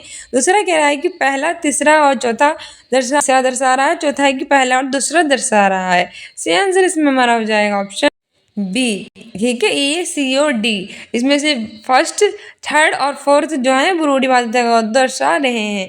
कैसे, देखो पहले इसमें कहा है कि लड़कियों की तुलना में लड़के एक बेहतर स्काउट लीडर बनते हैं। अच्छा, रूढ़िवादिता जो होती है वो होती क्या है, स्टीरियोटाइपिंग होता है कि एक बहुत लंबे समय से धारणा चली आ रही हो तो उसको ही कंटिन्यू रखना लिंग के आधार पर कि जो लड़के होते हैं वो बाहर जाएंगे और कमा के लाएंगे, लड़कियां होंगी वो घर में चूल्हा चौका करेंगी। एक और धारणा होती है लड़कियां अच्छी कुक होती हैं, वो खाना अच्छा पकाती हैं, लड़के खाना नहीं पकाते हैं। तो ये सारी धारणाएं जो होती है वो रूढ़िवादिता कहलाती है। उसमें भी कह रहा है कि लड़कियों की तुलना में लड़के एक बेहतर स्काउट लीडर हैं, तो ये स्टीरियोटाइपिंग को बढ़ावा दे रहा है। क्योंकि ऐसा जरूरी है कि लड़के ही बेहतर स्काउट लीडर, लड़कियां भी तो हो सकती हैं, लेकिन एक धारणा है और ये बढ़ावा दे रहा है, तो ये इसको ये बढ़ावा ही पूछ रहा है कौन कौन दे रहा है, तो ये तो दे रहा है। फिर कह रहा है लड़कियां फुटबॉल खेलने में अच्छी होती हैं, ये बढ़ावा नहीं दे रहा है कि हमारा अच्छा आंसर है। क्योंकि क्या हुआ कि लोग कहते हैं कि लड़कियां फुटबॉल नहीं खेलती हैं, वो लोग कहते नहीं कि लड़के अच्छे फुटबॉल खेल लेते हैं जबकि लड़कियां हॉकी में अच्छी होती हैं, लेकिन ऐसा कुछ नहीं होता है। तो ये जो बढ़ावा है वो नहीं दे रहा है। तीसरा है कि लड़कियां सौम्य कोमल और अच्छी देखभाल करने वाली होती हैं, ये भी बढ़ावा दे रहा है। क्योंकि लोग कहते हैं कि लड़कियां हो तो तुम नर्स ही बनोगी, क्योंकि क्या है तुम्हारे अंदर एक ऐसी भावना है कोमल की कि तुम लोगों का देखभाल अच्छे से कर देती हो, लड़के नहीं कर सकते। तो ये भी रूढ़िवादिता को बढ़ावा देता है। लड़के दबंग और उग्र होते, कहते नहीं है कि बाहर मत जाओ लड़के वगैरह होंगे, क्योंकि लड़के क्या होते हैं फूहड़ होते हैं, सब बाहर घूमते रहते हैं। तो ये भी रूढ़िवादिता को बढ़ावा देता है। ऐसा कुछ नहीं है आजकल। तो ये सारे हैं जो रूढ़िवादिता को प्रदर्शित करते हैं कि लड़कियों की तुलना में लड़के एक बेहतर स्काउट लीडर बनते हैं। लड़कियां सौम्य कोमल और अच्छी देखभाल करने वाली होती है, लड़के दबंग और उग्र प्रकृति के होते हैं। ठीक है। रूढ़िवाद सामाजिक विज्ञान के अंतर्गत बहवत एक ऐसी विचारधारा है जो पारंपरिक मान्यताओं के अनुकरण प्राय वैज्ञानिकता के स्थान पर केवल आस्था और पूर्व अनुभवों के अनुसार करती हैं। यानी कि भाई जो मैंने भी आपको बताया कि एक धारणा है वो चली आ रही है, उसी के अनुसार से अगर हम आगे भी धारणा बनाकर चलेंगे कि लड़कियां को शादी कर दी जाती है वो पैसे वगैरह नहीं कमाने के लिए होती हैं, लड़के जो होते हैं वो पैसे कमाने के लिए होते हैं और उनका मुख्य उद्देश्य यही होता है। तो ये सब नहीं होता है, ये सब रूढ़िवादिता के लिए खतरा है। ये सामाजिक राजनीतिक और नैतिक मान्यताओं का ऐसा समुच्चय है जो प्राचीन काल से समाज में प्रचलित मान्यताओं और व्यवस्था को बढ़ावा देता है। इस तरह की व्यवस्था और मान्यताओं को हमें तोड़ना चाहिए, क्योंकि आजकल जमाना बदल रहा है। अगला क्वेश्चन कह रहा है कि निम्नलिखित में से कौन से भारत की संसद बनाते हैं? विच of the following consist parliament of India? Option A है राज्यसभा, ऑप्शन बी है लोकसभा, ऑप्शन सी है राज्य विधानसभा state legislative assembly, option D है प्रेसिडेंट राष्ट्रपति। तो सही विकल्प का चयन करना है। तो भारत की संसद आर्टिकल 79 में है और ये राज्यसभा, लोकसभा और राष्ट्रपति से मिलकर बनती हैं। तो सही आंसर ए, बी और डी हो जाएगा। तो किसमें हमारा ए बी डी दिया गया है? सही आंसर दिया गया है ऑप्शन डी में, ए बी और डी। ठीक है, ऑप्शन डी सही हो जाएगा। कि व्याख्या देख लेते हैं। भारत की संसद भारतीय गणराज्य का सर्वोच्च विद्यार्थी निकाय है। ये भारत के राष्ट्रपति और संसद के अन्य दो सदनों जैसे लोकसभा को हम क्या कहते हैं? निम्न सदन, और राज्यसभा को कहते हैं उच्च सदन। लोकसभा के लिए 25 एज होनी चाहिए, राज्यसभा के लिए 30 एज होनी चाहिए। ठीक है, इनसे मिलकर बनती है। राष्ट्रपति को विधायिका के प्रमुख के रूप में अपनी भूमिका में संसद को सत्र को बुलाने के लिए, सत्र का अवसान करने के लिए, लोकपाल को भंग करने की पूरी शक्ति होती है। एग्जाम में पूछ लेगा कि संसद किससे मिलकर बनती है, तो ये राष्ट्रपति, लोकसभा और राज्यसभा से मिलकर बनती है। लोकसभा को क्या कहते हैं? निम्न सदन कहते हैं। राज्यसभा को क्या कहते हैं? उच्च सदन कहते हैं। लोकसभा के लिए 25 एज चाहिए, राज्यसभा के लिए 30 एज चाहिए। ठीक है, राष्ट्रपति क्या करता है? ये सत्र को बुला सकता है। सत्र को कौन बुलाता है? राष्ट्रपति। सत्र अवसान के को करता है? राष्ट्रपति। और लोकसभा को भंग कौन करता है? उसकी शक्ति किसके पास होती है? राष्ट्रपति के पास होती है। राष्ट्रपति इन शक्तियों का प्रयोग प्रधानमंत्री और उसकी केंद्रीय मंत्रिपरिषद के परामर्श के अनुसार करता है। पर कैसे प्रयोग करेगा? जब उसका प्रधानमंत्री और उसकी मंत्रिपरिषद देगी करने के लिए, कब करेगा। ठीक है, अगला कह रहा है कि भारतीय संविधान के अनुसार एक धर्मनिरपेक्ष राज्य को देश चाहिए। A secular state according to Indian constitution should. Option A है कि प्रभुत्वशाली धर्म को अन्य धर्मों को अपने तहत लाने के लिए प्रोत्साहित प्रेरित करना। Encouraging the dominant religion to bring other religions into its fold. Option B है कि राष्ट्र निर्माण के लिए धार्मिक गतिविधियों में शामिल होना। Involve in religious activities for nation building. Option C है किसी एक धर्म को समर्थन नहीं देना। Not support any one religion. और ऑप्शन डी है कि देश में धार्मिक संघर्ष विवाद में हस्तक्षेप नहीं करना। सही आंसर हो जाएगा option C, not support any one religion, किसी एक धर्म में समर्थन नहीं देना। हमारी व्याख्या भी कह रही है और ये क्वेश्चन पूछा गया है प्रीवियस ईयर में काफी 2-3 बार कि धर्मनिरपेक्ष किसे कहते हैं। तो धर्मनिरपेक्ष राज्य वो होता है जो कि धर्मनिरपेक्षता के संबंधित एक विचार है जिसके तहत वह राज्य धर्म के मामलों में अधिकारिक तौर पर तटस्थ रहने का दावा करता है, अर्थात वह राज्य किसी एक विशेष धर्म का समर्थन करता है और न किसी अन्य विशेष धर्म का अनादर करता है। मान लीजिए हिंदू है, मुस्लिम है, सिख है, ईसाई है, सभी भारत में कैसे रहते हैं? प्रेम से रहते हैं, क्योंकि भारत एक धर्मनिरपेक्ष राज्य है। मतलब हम ना तो किसी धर्म पे जाकर ये कहेंगे कि हम हिंदू हैं, हैं, मुस्लिम हैं, हम ईसाई हैं, हम सिख हैं, और ना तो हम ये कहेंगे कि हम हिंदू का पालन करेंगे या मुस्लिम का पालन करेंगे, ना तो मतलब हम किसी सभी धर्मों का पालन करेंगे और ना ही हम उनका अनादर करेंगे। तो तुमने पगड़ी क्यों पहनी है, तुमने भगवान अल्लाह का नाम क्यों लिया है, तुमने ये क्यों किया, वो क्यों किया, तिलक क्यों लगाया है, तुम तो हिंदू हो, ये सब हम नहीं करेंगे, ठीक है। मतलब हम ना ही किसी का साथ देंगे और ना ही किसी का अनादर करेंगे। भारतीय संविधान में एक धर्मनिरपेक्ष राज्य की संज्ञा प्रदान की गई है और भारतीय संविधान के अनुसार एक धर्मनिरपेक्ष राज्य एक विशेष धर्म को समर्थन नहीं देता है। धर्मनिरपेक्षता का अर्थ होता है कि किसी एक विशेष धर्म को समर्थन ना देना, और भारत भी ऐसा ही करता है। सभी धर्मों का आदर किया जाता है, किसी भी धर्म का अनादर नहीं किया जाता, इसलिए भारत एक धर्मनिरपेक्ष राज्य है। अगला क्वेश्चन कह रहा है कि भारत के पास एकीकृत न्यायिक व्यवस्था है। India has an integrated judiciary system. तो which of the following explanations of statement better, यानी कि निम्नलिखित में से कौन सा इस वाक्य की बेहतर व्याख्या करता है। पहला है कि व्यक्ति उच्च न्यायालय जा सकता है अगर वह निचली अदालत के फैसले से संतुष्ट नहीं है। A person can approach higher court if they are not satisfied with the judgement of lower court. दूसरा कह रहा है कि ऊपरी अदालतों द्वारा लिए गए निर्णय निचली अदालतों पर बाध्यकारी नहीं है। Decisions made by the higher court are not binding on the lower court.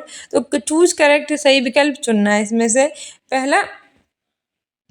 पहला कह रहा है कि ये और भी दोनों सही है, दूसरा कह रहा है कि दोनों गलत है, तीसरा कह रहा है कि केवल ए सही है, चौथा कह रहा है कि केवल बी सही है। तो इसका आंसर हो जाएगा option C, only A is true, यानी कि केवल ए सही है। कैसे, अच्छा केवल ए कैसे सही है, हमारी व्याख्या कह रही है कि भारत में एकीकृत न्यायिक व्यवस्था भारत सरकार अधिनियम 1935 से क्या की गई है, ग्रहण की गई है और केंद्र और राज्य संबंधित पर लागू कर दी गई है। कौन सी एकीकृत न्यायिक व्यवस्था कब ली गई थी, भारत सरकार अधिनियम 1935 से ग्रहण की, जो केंद्र और राज्य दोनों से लागू होती है। एकीकृत न्यायिक व्यवस्था के तहत यदि किसी व्यक्ति को ऐसा लगता है कि किसी केस में निचली अदालत के द्वारा दिया गया फैसला सही नहीं है तो वह ऊपरी अदालत में अपील कर सकता है। इसमें क्या हुआ है कि अगर निचली अदालत ने कोई फैसला ले लिया और वो सही नहीं है तो व्यक्ति ऊंची अदालत में भी, यानी हाई कोर्ट का डिसीजन सही नहीं है तो वो सुप्रीम कोर्ट में भी जा सकता है। लेकिन सुप्रीम कोर्ट ने अगर कोई डिसीजन सही बताया है तो वो हाई कोर्ट में नहीं जा सकता है, इसलिए ए सही है और बी गलत है। ठीक है, आगे बढ़ते हैं। अगला क्वेश्चन कह रहा है कि किसी समुदाय के गेटोइजेशन की प्रक्रिया का नतीजा होता है dash. The process of ghettoisation of a particular community results in dash. Option A उसका बाकी समाज से अलगाव, its segregation from the rest of the society. Option B है उनकी संस्कृति का विविधीकरण, डिफिकेशन ऑफ इट्स कल्चर। तीसरा है अल्पसंख्यकों का संरक्षण, प्रोटेक्शन ऑफ माइनॉरिटीज। और ऑप्शन डी है कि उनका सामाजिक सशक्तिकरण, इट्स सोशल एम्पावरमेंट। ऑप्शन है उसका बाकी समाज से अलगाव। व्याख्या कह रही है कि गेटोइजेशन एक्ट से अभिप्राय किसी भी अल्पसंख्यक जाति या फिर समुदाय को बाकी जो अन्य बहुसंख्यक जाति या समुदाय हैं उनसे अलग थलग कर देना है। गेटोइजेशन क्या होता है कि कोई भी अल्पसंख्यक जाति या समुदाय होता है उसको हम बहुसंख्यक जाति या समुदाय से अलग कर देते हैं। ऐसे जाति या समुदाय को शहर या गाँव के किसी भी कोने में ये अलग स्थान अथवा रहने की जगह प्रदान कर दी जाती है। इन्हें बीचों बीच में नहीं रखा जाता है शहर के, क्योंकि सभी लोग वहाँ आते जाते हैं। इन्हें कोई अलग ही जगह पर रख दिया जाता है जहाँ बहुत ही कम लोगों का आना जाना होता है। इसी प्रकार किसी समुदाय के गेटोइजेशन की प्रक्रिया का नतीजा ये होता है कि उसके बाकी समाज से क्या हो जाता है, अलगाव हो जाता है, यानी कि वो बाकी समाज को समझ ही नहीं पाते, उनके पास जा ही नहीं पाते हैं, क्योंकि उन्हें सबसे क्या कर दिया जाता है, अलग थलग कर दिया जाता है। अगला क्वेश्चन कह रहा है कि फुटपाथ और ठेलों पर सामान बेचने को जीविकोपार्जन के अधिकार के रूप में देखने की एक तरफ निम्नलिखित में से क्या एक कदम है। Which among the following is a step toward recognising street vending as part of right to livelihood. Question ये है कि फुटपाथ पर ठेलों पर सामान बेचने के लिए शहरों के कुछ इलाकों का तय किया जाना, creating trading zones in towns and cities. Option B है ठेलों को सड़कों पर प्रतिबंधित करना, बैनिंग वेंडर्स ऑन स्ट्रीट्स। तीसरा है कि छोटी दुकानों को ठेलों की जगह स्थान देना, replacing vendors with small shops. और चौथा है कि ठेलों और फुटपाथ पर सामान बेचने पर स्थानीय सरकार द्वारा कर लगाना, imposing tax by local government on street vendors. इसमें हमारा सही आंसर हो जाएगा ऑप्शन ए।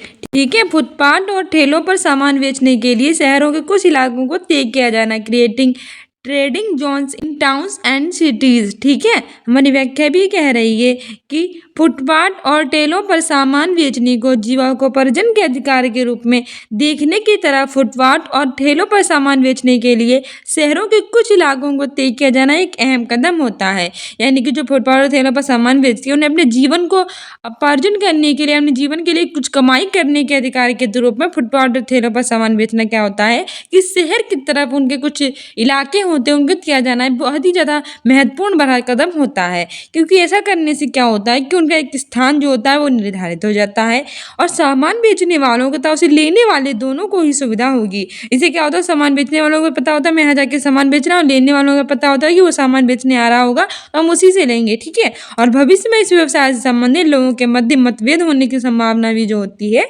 वो कम हो जाती है। ठीक है, आगे बढ़ते हैं। अगला क्वेश्चन कह रहा है कि निम्नलिखित कथनों ए और आर पर विचार कीजिए तथा उपयुक्त विकल्प का चयन कीजिए। असर्शन है कि सामाजिक विज्ञान की पाठ्य पुस्तक में अनेक काल्पनिक और वास्तविक दोनों वृत्तांत होने चाहिए। Social science textbook should have several narratives both fictional and real. Reason हमारा कह रहा है, इनके कारण कह रहा है कि वृत्तांत अधिगमकर्ताओं को विचारों व संस्थाओं को समझने में सक्षम बनाते हैं तथा अंतर निरीक्षण को प्रोत्साहित करते हैं। यानी कि understanding ideas and institutions and encourage introspections. तो बताइए, are both are true, R explains er, यानी कि और दोनों सही है और आर एक की सही व्याख्या करता है। दूसरा कह रहा है कि ए और आर दोनों सही है और आर एक की सही व्याख्या नहीं करता है। तीसरा कह रहा है कि ए सही है लेकिन आर गलत है। चौथा कह रहा है कि आर दोनों गलत है। सी आंसर इसमें हमारा हो जाएगा ऑप्शन ए। ठीक है, ए और दोनों सही है और आर एक की सही व्याख्या करता है। कैसे, जरा व्याख्या को देख लो, इसमें पता चल जाएगा कि सामाजिक विज्ञान यानी सोशल साइंस की सृष्टि है उसकी पाठ्य पुस्तकों में अनेक काल्पनिक और वास्तविक दोनों वृत्तांत होने चाहिए। बिल्कुल सही बात है, जो हमारी सोशल साइंस की बुक है उसमें हमें क्या होना चाहिए, काल्पनिक यानी इमेजिनरी और वास्तविक यानी रियल लाइफ से रिलेटेड जो वृत्तांत है वो होने चाहिए। क्योंकि वृत्तांत अधिगमकर्ताओं को विचारों व संस्थानों को समझने में सक्षम बनाते हैं तथा अंतर निरीक्षण को प्रोत्साहित करते हैं। क्योंकि वृत्तांत से ये व्यक्ति क्या करता है कि विचार और संस्थाओं को समझने लगता है और अंतर्निरीक्षण को भी बढ़ावा देता है। ठीक है, ये हमारी सृष्टि की पैडागोजी और सृष्टि की पैडागोजी 20 नंबर की पूछी जाएगी, 20 से 25 नंबर की। तो 20-25 नंबर ये बिल्कुल अपने अच्छे से याद करके जाना, क्योंकि 40 नंबर की आपकी क्या होती है, सोशल साइंस पूछी जाती है और सोशल साइंस की पैडागोजी 20 नंबर की। टोटल 60 नंबर की आपकी सृष्टि आती है सीटेट लेवल 2 में। ठीक है, 6 to 8 के लिए। तो अच्छे से इसको याद कर लेना कि सीटेट में पैडागोजी के क्वेश्चन काफी रिपीट होते हैं, अगर रिपीट नहीं होंगे तो व्याख्या से रिपीट होते हैं, तो व्याख्या भी अच्छे से सुन लीजिएगा। वृत्तांत बालकों में रुचि पैदा करने, महत्वपूर्ण और चिंतनशील सोच विकसित करने की एक प्रभावी तकनीक होती है जो सामाजिक विज्ञान सीखने के उद्देश्य को प्राप्त करने में क्या करती है, उनकी हेल्प करती है। इसलिए दोनों सही है और व्याख्या भी बिल्कुल सही है। अगला क्वेश्चन कह रहा है कि स्कूली स्तर पर सामाजिक विज्ञान के शिक्षण के आधारभूत उद्देश्यों को विद्यार्थियों को the basis purpose of teaching social science at school level is to make student. Option A है जानकार और तार्किक बनाना, informed and rational. Option B है प्रोफेशनल यानी पेशेवर बनाना। ऑप्शन सी हमारा है कि राजनीतिक रूप से अति सक्रिय बनाना, पॉलिटिकल प्रोपता कह रहा है कि सामाजिक रूप से सक्रिय बनाना यानी कि सोशली एक्टिव। तो सही विकल्प चुनना है। पहला कह रहा है कि ए बी और सी सही है, दूसरा कह रहा है कि बी सी और डी सही है, तीसरा कह रहा है कि ए सी और डी सही है, चौथा कह रहा है कि ए बी और डी सही है। सही आंसर इसमें हमारा हो जाएगा ऑप्शन डी की ए बी और डी सही है। ठीक है, आगे बढ़ते हैं। व्याख्या कह रही है कि स्कूली स्तर पर सामाजिक विज्ञान के शिक्षण के जो आधारभूत उद्देश्य होते हैं उन्हें विद्यार्थियों को जानकर और तार्किक बनाना, उन्हें पेशेवर बनाना, सामाजिक रूप से उन्हें सक्रिय बनाना होता है। सामाजिक अध्ययन जो होता है वो छात्रों को अपनी जीवन की क्रियाओं को जानने परखने में भी उनका क्या करता है, उनकी हेल्प यानी कि सहयोग उन्हें देता है। जब छात्र अध्ययन करेंगे तो उनमें विभिन्न व्यवसायों तथा उनकी योग्यताओं का ज्ञान उन्हें हो जाएगा और जो छात्रों की रुचि जो होती है उसको भी निर्धारित करेगा। ठीक है, क्या होता है कि विद्यार्थी जानकार और तार्किक बनने पेशेवर बनकर सामाजिक रूप से सक्रिय बनते हैं। अगर उन्हें किसी के बारे में नॉलेज ही नहीं होगी तो वो तर्क कैसे कर पाएंगे, और अगर तर्क नहीं बन पाएंगे तो वो प्रोफेशनल कैसे बन पाएंगे ना। तो इस तरह से उन्हें इन सभी चीज़ों के बारे में ज्ञान होना चाहिए। अगला क्वेश्चन कह रहा है कि विद्यार्थियों को मुगल प्रशासन के कर्मियों की विविध भूमिकाओं एवं उत्तरदायित्वों को समझने के लिए निम्नलिखित में से सर्वाधिक उपयुक्त कौन सा है? Which of the following is most appropriate to make student to understand various roles and responsibilities of personals of Mughal administration? पहला है सर्वेक्षण यानी कि सर्वे, ऑप्शन बी है रोल प्ले यानी कि भूमिका निभाना, ऑप्शन सी है टाइमलाइन यानी कि समय सीमा, ये ओपन एंडेड क्वेश्चन यानी खुले अंत वाले प्रश्न। सही आंसर हो जाएगा ऑप्शन बी रोल प्ले यानी कि भूमिका निभाना। हमारी व्याख्या भी कह रही है कि विद्यार्थियों को मुगल प्रशासन के कर्मियों की विविध भूमिकाओं के बारे में और उनके उत्तरदायित्वों को समझने के लिए भूमिका का निर्वाह विधि जो होती है वो सबसे ज़्यादा उपयुक्त होती है। अगर हम रोल प्ले करेंगे ना तो उसको हम बहुत अच्छे से समझ पाएंगे, उसके प्रशासन के बारे में, उसकी थिंकिंग के बारे में, क्योंकि इस विधि के द्वारा विद्यार्थी अवधारणाओं को स्वयं करके यानी लर्निंग बाय डूइंग करता है, स्वयं करता है और उसके बाद सीखता है। ठीक है, स्वयं करके सीखने से बच्चे अच्छे से उसे लर्न कर पाएगा। मगर उसे रट्टा मरवा देंगे, याद करवा देंगे रट्टा मरवा के, तो वो अच्छे से उसे याद नहीं कर पाएगा, बल्कि हम अगर रोल प्ले करवाएंगे तो उसे अच्छे से लर्न कर लेगा। भूमिका निर्वाह द्वारा बालक खुद को दूसरे की जगह पर रखकर और दूसरे की भावनाओं के प्रति अधिक संवेदनशील बनने के अवसर प्राप्त करता है। रोल प्ले करने से क्या होता है कि अगर इस मान लो अकबर को पढ़ा रहे हैं और एक बच्चे को हमने अकबर बना दिया और बाकी को उन्होंने उसका मंत्री बना दिया, तो अकबर यानी कि वो बच्चा खुद को समझ जाएगा कि अकबर की क्या थिंकिंग है, कैसे क्या वो करता था और उसके क्या रिलेटिव्स के इनके क्या कैसे क्या था, क्या बगैर बनवाया था, क्या नहीं हुआ था, सब कुछ सब समझ जाएंगे अच्छे से। आपको मेहनत करने की ज़्यादा ज़रूरत नहीं पड़ेगी, आप उन्हें रट्टा बनवाने की ज़रूरत नहीं पड़ेगी, इससे वो समझ जाएंगे और रोल प्ले होने के बाद उनकी भावनाओं को भी वो अच्छे से समझ सकेंगे, जिससे निरीक्षण और विश्लेषण करने की वो क्षमता होगी वो विकसित होगी। ठीक है, अगला क्वेश्चन कह रहा है कि विद्यालय के सादृश्य के साथ अगर सरकार के संसदीय रूप की व्याख्या की जाती है, जहां प्रधानाचार्य प्रधानमंत्री हैं, एक वरिष्ठ शिक्षक मंत्री परिषद है, जहां ये विद्यालय कर्मचारियों के लिए कौन सा उपयुक्त सादृश्य होगा? ऑप्शन ए है विधायिका लेजिस्लेटिव, ऑप्शन बी है विपक्ष द अपोजिशन, ऑप्शन सी है न्यायपालिका जुडिशरी और ऑप्शन डी है कार्यपालिका एक्सिक्यूटिव। सही आंसर इसमें हमारा हो जाएगा ऑप्शन डी कार्यपालिका। ठीक है, हमारी व्याख्या भी कह रही है कि विद्यालय के सादृश्य के साथ अगर सरकार के संसदीय रूप की व्याख्या की जाती है, जहां प्रधानाचार्य प्रधानमंत्री है और वरिष्ठ शिक्षक जो होता है वो मंत्री परिषद है, यहाँ विद्यालय कर्मचारियों को कार्यपालिका के सदृश माना जाएगा, क्योंकि विद्यालय का प्रधानाचार्य प्रधानमंत्री की तरह विद्यालय की गतिविधियों की क्या करेगा? अध्यक्षता करेगा और अपनी मर्जी के अनुसार निर्णय जो होगा उसको भी बदल सकता है।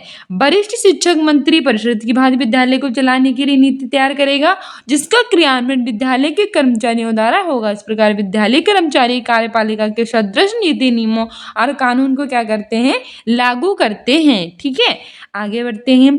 अगला क्वेश्चन कह रहा है कि a teacher begins her class by discussing the incidence of people gathering to discuss the issue of land for cattle grazing. She is most likely discussing which of the following. यानी कि शिक्षिका है वो अपनी कक्षा में क्या करती है कि आरंभिक पशु यानी कि मवेशी चारागाह के लिए भूमि से संबंधित मामले पर चर्चा के लिए एकत्र होती है और लोगों की घटना पर चर्चा द्वारा करती है। निम्नलिखित में से किस पर संभावित रूप से चर्चा कर रही है? नगर प्रशासन, अर्बन एडमिनिस्ट्रेशन, ऑप्शन बी है पंचायती राज, ऑप्शन सी है निचली न्यायपालिका लोअर जुडिशरी, ऑप्शन डी आरक्षण यानी कि रिजर्वेशन। तो वो किस पर कर रही थी? वो कर रही थी ऑप्शन ए सही हो जाएगा, अर्बन एडमिनिस्ट्रेशन यानी नगर प्रशासन पर वो चर्चा कर रही है। हमारी व्याख्या कह रही है कि पंचायती राज व्यवस्था एक ऐसी व्यवस्था है जिसके अंतर्गत शक्ति का विकेंद्रीकरण होता है। पंचायती राज व्यवस्था क्या है? एक ऐसी व्यवस्था होती है जिसके अंतर्गत हम क्या करते हैं कि जो शक्ति होती है, पावर होती है, उसका क्या करते हैं? विकेंद्रीकरण करते हैं, मतलब सत्ता और प्रशासनिक शक्तियों को विभिन्न क्षेत्रों में विभाजित कर देते हैं और साथ ही क्या करते हैं? जो प्रशासनिक शक्तियां होती हैं सत्ता उनको कई क्षेत्रों में विभाजित कर देते हैं। इस प्रकार हम कह सकते हैं कि एक शिक्षिका अपनी कक्षा का आरंभ पशु मवेशी चारागाह के लिए भूमि से संबंधित मामलों पर चर्चा एकत्र हो रहे लोगों की घटना पर चर्चा करती है। इस प्रकार वे संभावित रूप से पंचायती राज पर चर्चा कर रही है। ठीक है, क्वेश्चन कह रहा है कि कक्षा में अगर कोई विषय आवेगपूर्ण चर्चा को उत्पन्न करता है तब एक शिक्षक से क्या अपेक्षित है। यानी कि एक क्लासरूम में कोई इसमें ऐसा सब्जेक्ट आ गया है जो आवेगपूर्ण परिचर्चा को उत्पन्न करता है तो आप शिक्षक से क्या अपेक्षित करेंगे। Any topic leads to heated discussion in a classroom then what is expected from a teacher. Option A है कि शिक्षक को सभी विद्यार्थियों को शांत कराना चाहिए और परिचर्चा को अनिश्चित काल के लिए स्थगित करना चाहिए। Teacher should silence all the students and differ the discussion infinitely. दूसरा कह रहा है कि शिक्षक को ऐसे मामलों पर परिचर्चा परिपक्वता से करानी चाहिए ताकि स्वतंत्र विषयों के साथ दृढ़ रूप से चर्चा की जा सके। Teacher should deal Fairlie with open and discuss such issue. अगला कह रहा है कि शिक्षक को जो ऊंचे स्वर में बोल रहे हैं उन्हें डांटना चाहिए। Teacher should scold those who are loud. और चौथा कह रहा है कि शिक्षक आरंभ में ही ऐसे विषयों को काट देना चाहिए। Teacher must strike of such topics in the beginning only. ये गलत हो जाएगा, ऐसे टॉपिक्स को हमें काटना नहीं चाहिए जबकि हमें आरंभ से इस बारे में चर्चा करनी चाहिए और जो भी शांतिपूर्ण ढंग से करना चाहिए, डांटना तो बिल्कुल भी नहीं चाहिए। ठीक है, तो सही आंसर हो जाएगा ऑप्शन बी कि शिक्षक को ऐसे मामलों पर परिचर्चा परिपक्वता से करानी चाहिए ताकि स्वतंत्र विचारों के साथ दृढ़ रूप से क्या की जा सके, चर्चा की जा सके। ठीक है, हमारी व्याख्या भी कह रही है कि कक्षा में अगर हम कोई ऐसा विषय लेकर आते हैं जो आवेगपूर्ण परिचर्चा को उत्पन्न करता है तो एक शिक्षक को क्या करना चाहिए कि ऐसे मामलों पर परिचर्चा परिपक्वता से करानी चाहिए ताकि स्वतंत्र विचार जो होते हैं उनके साथ दृढ़ रूप से क्या की जा सके, चर्चा की जा सके और कक्षा में जो शिक्षण अधिगम है उसका अच्छा वातावरण बना रहे। शिक्षण अधिगम वातावरण क्या हम बना रहे हैं, आपके क्लासरूम में बना रहे। ठीक है, अगला क्वेश्चन कह रहा है कि सामाजिक विज्ञान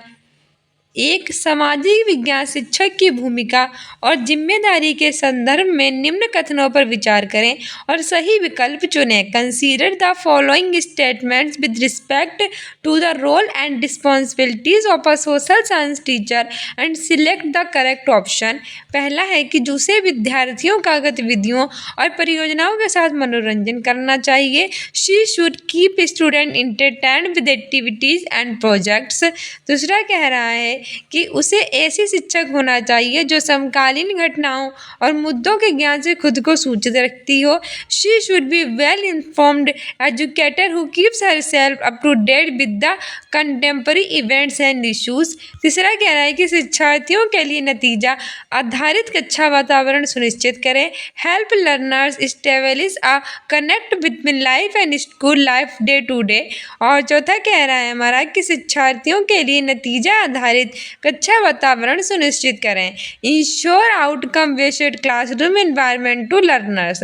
तो पहला कह रहा है ए बी सी और डी सही है, दूसरा कह रहा है कि ए बी सी सही है, तीसरा कह रहा है कि बी सी सही है, चौथा कह रहा है कि बी सी और डी सही है। सही आंसर हो जाएगा ऑप्शन सी, बी और सी सही है। यानी कि शिक्षार्थियों के लिए नतीजा आधारित जो कक्षा का वातावरण है वो सुनिश्चित करें और विद्यार्थियों के लिए नतीजा आधारित कक्षा वातावरण सुनिश्चित करें। ठीक है, हमारी व्याख्या भी कह रही है कि एक सामाजिक विज्ञान के शिक्षक की भूमिका और जिम्मेदारी के रूप में उसे एक ऐसा शिक्षक होना चाहिए कि समकालीन जो घटनाएं और मुद्दे हैं उनके बारे में उन्हें पता होना चाहिए। ठीक है, और साथ ही शिक्षार्थियों को उनके दैनिक जीवन और स्कूली जीवन से क्या होना चाहिए, संबंध स्थापित करने में मदद करनी चाहिए। इसीलिए उपयुक्त सी सही है। अगला क्वेश्चन हमारे कह रहा है कि कक्षा में जेंडर भूमिकाओं पर चर्चा करते समय शिक्षक को निम्न में से किन पर अधिक केंद्रण करना चाहिए। Discussing gender role in the classroom, teacher should focus on which of the following point. पहला कह रहा है कि चूंकि घर का कार्य का मूल्य नहीं चुकाया जाता इसीलिए उसे उत्पादक कार्य नहीं माना जाना चाहिए। Household work is not a paid work so it can not be connected as productive work. अगला कह रहा है कि लैंगिकता के मुद्दे सिर्फ महिलाओं और लड़कियों के होते हैं। Gendered issues are about women and girls alone. तीसरा कह रहा है कि दर्शाने के लिए कि समाजीकरण हर जगह एक जैसा नहीं होता है, केस स्टडीज का प्रयोग किया जा सकता है। Case studies can be used to show that the process of socialization is not uniform।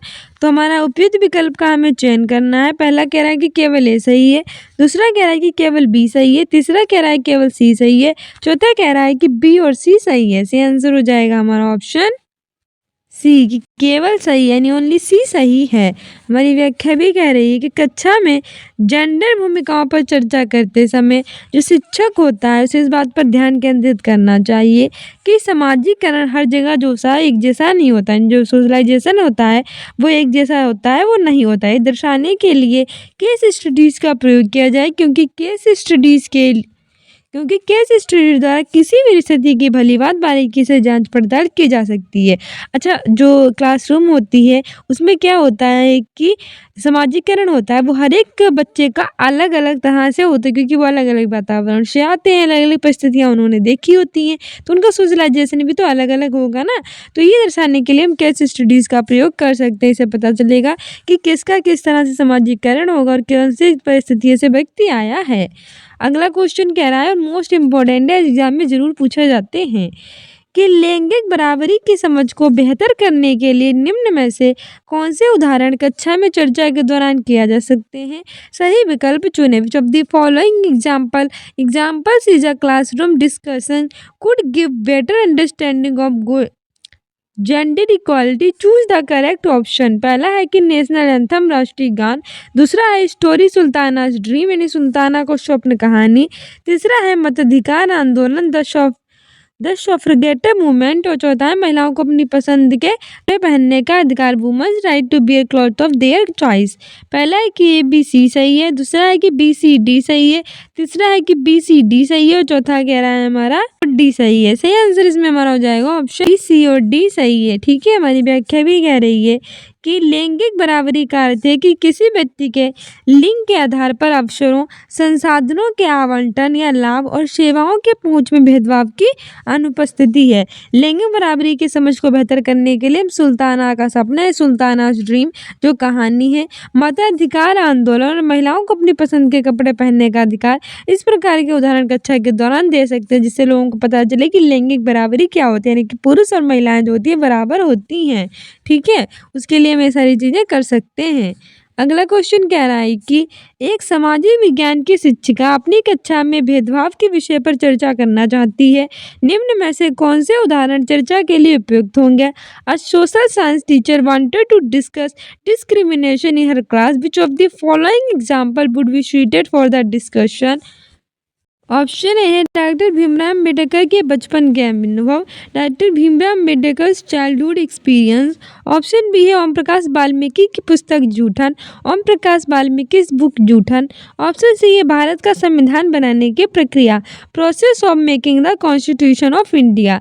तो पहला कह रहा है कि ए और बी सही है, दूसरा कह रहा है कि बी और सी सही है, तीसरा कह रहा है कि ए और सी सही है, चौथा कह रहा है कि केवल बी सही है। सही आंसर इसमें हमारा हो जाएगा ऑप्शन ए। ठीक है, बी यानी कि डॉक्टर भीमराव अम्बेडकर के बचपन के अनुभव और ओम प्रकाश वाल्मीकि की पुस्तक जूठन। ठीक है, हमारी व्याख्या भी कह रही है कि एक सामाजिक विज्ञान की शिक्षिका यानी सोशल साइंस की जो टीचर है वो अपनी कक्षा में भेदभाव, ठीक है, डिस्क्रिमिनेशन का जो सब्जेक्ट है उस पर चर्चा कर रही है, डिस्कस कर रही है। चर्चा के लिए उपयुक्त उदाहरण दे सकती है कि जो डॉक्टर भीमराव अम्बेडकर है उनके बचपन के अनुभव के बारे में, और भारत का जो संविधान है उसे बनाने की जो प्रक्रिया होती है। इस प्रकार जो बच्चे होते हैं वो भेदभाव पर अपनी जो नकारात्मक अवधारणा है उसको विकसित करेंगे और भविष्य में किसी व्यक्ति की पहचान के आधार पर गलत तरीके से व्यवहार करने से बचेंगे और दूसरे के बीच समानता का व्यवहार प्रदान करेंगे। इसलिए उपयुक्त उत्तर है।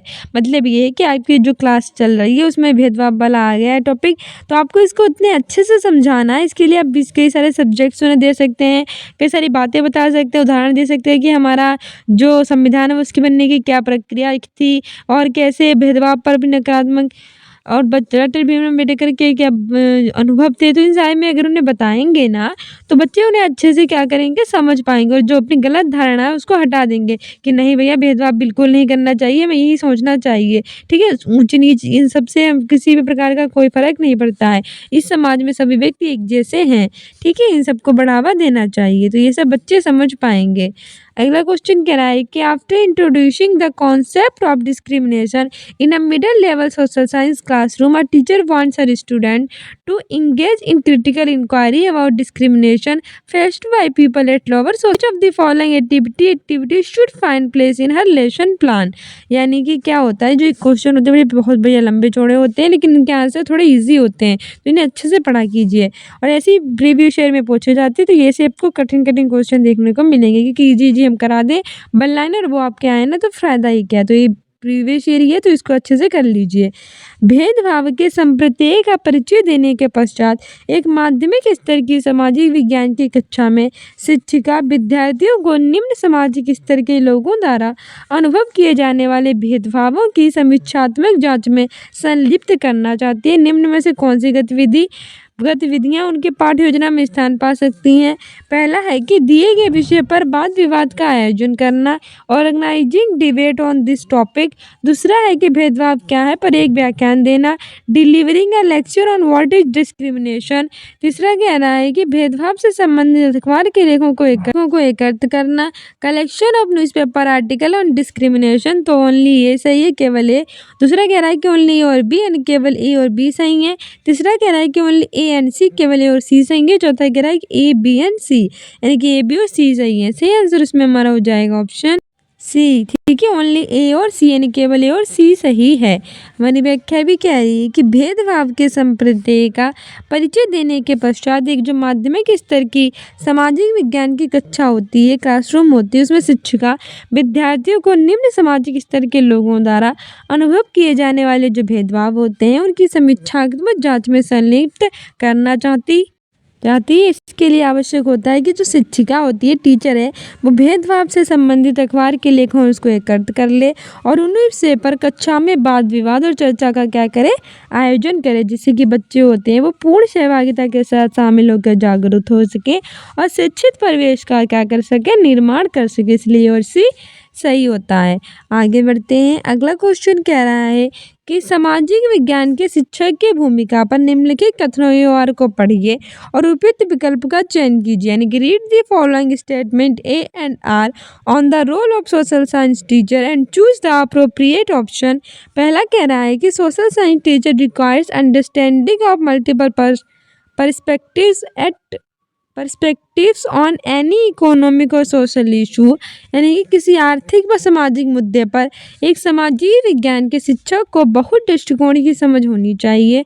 दूसरा कारण कह रहा है कि issue such as poverty and caste based discrimination में require more than one kind of explanation. यानी कि गरीबी तथा जातिगत भेदभाव जैसे मुद्दे की कई तरीके से व्याख्या करने की ज़रूरत पड़ सकती है। तो हमें सही विकल्प चुनना है। पहला कह रहा है कि ए और दोनों सही हैं और ए आर की सही व्याख्या करता है। दूसरा कह रहा है कि और दोनों सही हैं और सही व्याख्या नहीं करता है।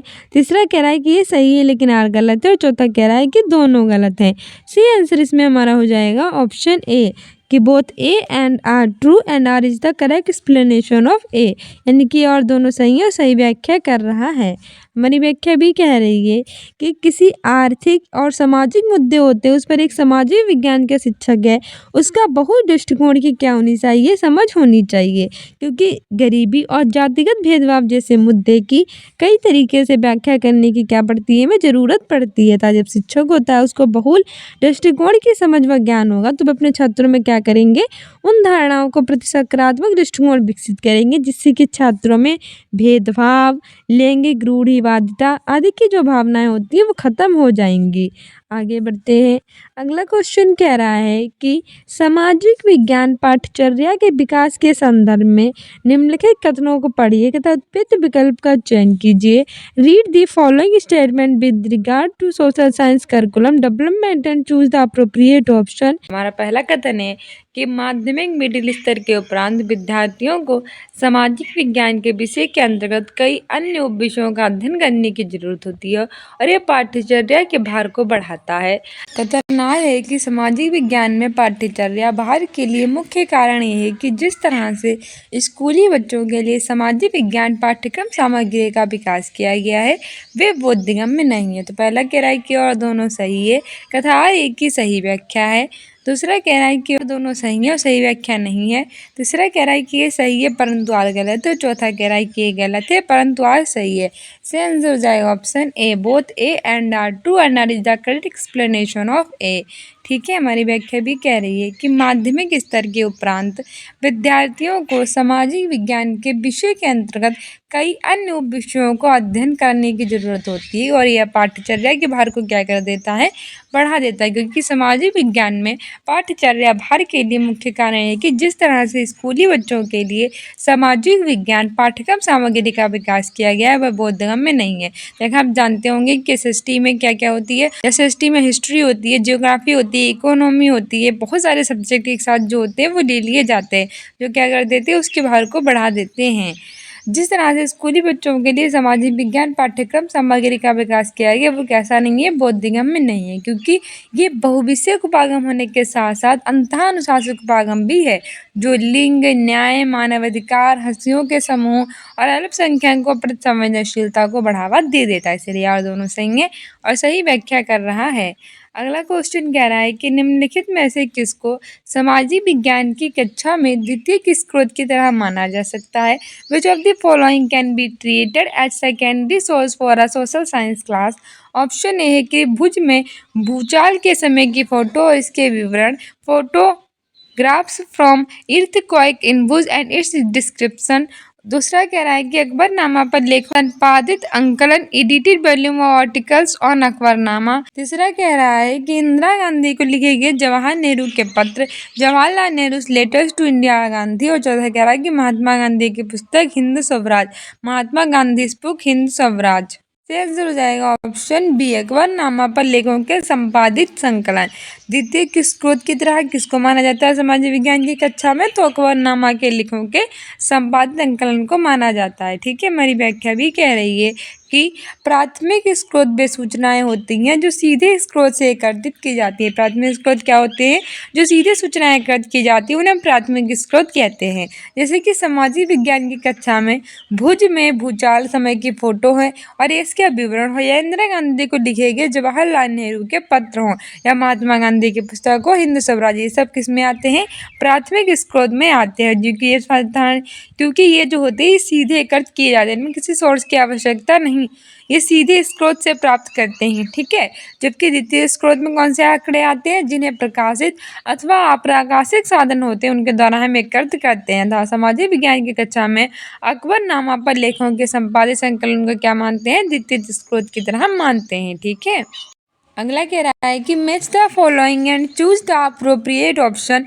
निम्नलिखित को सम्मिलित कीजिए और प्रयुक्त विकल्प चुनिए। पहला है विश्लेषणात्मक रूवारिक और इसमें है प्रदर्शन वर्णक और अधिगम निष्कर्ष लिए हुए जांच सूची यानी कि चेकलिस्ट, एकाकी मानक किंतु विश्वस्त प्रदर्शन वर्णक, समग्र परक रूबिक, इसमें दोहरे मानक किंतु विस्तृत प्रदर्शन वर्णक। तो पहला कह रहा है कि पहले का पहला सही है, दूसरे का दूसरा सही, तीसरे का तीसरा सही है। दूसरा कह रहा है कि पहले का दूसरा, दूसरे का पहला, तीसरे का तीसरा सही है। तीसरा कह रहा है कि पहले का पहला, दूसरे का तीसरा, तीसरे का दूसरा सही है। और चौथा कह रहा है कि पहले का दूसरा, दूसरे का तीसरा और तीसरे का पहला सही है। सही आंसर इसमें हमारा हो जाएगा ऑप्शन सी। ठीक है, पहले का पहला, दूसरे का तीसरा और तीसरे का दूसरा सही है। हमारी व्याख्या भी कह रही है कि विश्लेषणात्मक रूवारिक इसमें विभिन्न आकलन मानदंडों के अलग अलग और व्यापक रूप से क्या करते हैं, व्याख्या करते हैं। अतः ये प्रदर्शन वर्णक और अधिगम निष्कर्ष कैसे होते हैं, निकले हुए हैं। जांच सूची ये दोहरे मानक किंतु विस्तृत प्रदर्शन वर्णक है जो विद्यार्थी के व्यवहार के अन्य पक्षों के संबंध में मूल्यांकन के एक सरल और प्रभावी साधन होते हैं। इनका उपयोग शिक्षार्थी के प्रयोगात्मक ज्ञान, अभिवृद्ध रुचि, अवधारणाओं तथा मूल्य आदि के संबंध में उपलब्धियों का पता लगाने के उद्देश्य से करते हैं। समग्र पूरक रूवारिक के एकाकी मानक एक किंतु विस्तृत समूह के आकलन मानदंडों को एक साथ वर्गीकृत करके ग्रेड शीर्षक के अंतर्गत रखा जाता है। इसीलिए पहले का पहला, दूसरे का तीसरा और तीसरे का दूसरा सही है। अगला क्वेश्चन कह रहा है कि which of the following question assess the application except of cognitive process. निम्नलिखित में से कौन से प्रश्न संज्ञानात्मक प्रक्रिया के अनुप्रयोग पहलू का आकलन करते हैं। पहला है कि 1857 के विद्रोह के क्या कारण थे। What were the reasons for the revolt of 1857। दूसरा है कि आर्थिक गतिविधि और गैर आर्थिक गतिविधियों के बीच एक अंतर लिखिए, उपयुक्त उदाहरण दीजिए। State one difference between economic activities and non economic activities, give suitable example. तीसरा कह रहा है कि प्रत्यक्ष कर क्या है, उदाहरण दीजिए। What are the direct tax, give example. चौथा कह रहा है कि दक्षिणी एशिया में कई देशों में शासन के संघीय तंत्र नहीं है, व्याख्या कीजिए। Many nations in south Asia are not federal system of government, explains. पहला सही है कि ए बी और सी सही है। दूसरा है कि बी सी और डी सही है। तीसरा है कि ए सी और डी सही है। चौथा कह रहा है कि ए बी डी सही है। सही आंसर इसमें हमारा हो जाएगा ऑप्शन बी सही हो जाएगा। बी सी और डी सही है। ठीक है, हमारी व्याख्या भी कह रही है कि आर्थिक गतिविधियों और गैर आर्थिक गतिविधियों के बीच अंतर लिखिए और उपयुक्त उदाहरण दीजिए। वो है कि प्रत्यक्ष कर क्या है, इसका उदाहरण दीजिए। और दक्षिण एशिया में कई देशों में शासन के संघीय तंत्र नहीं है, व्याख्या कीजिए।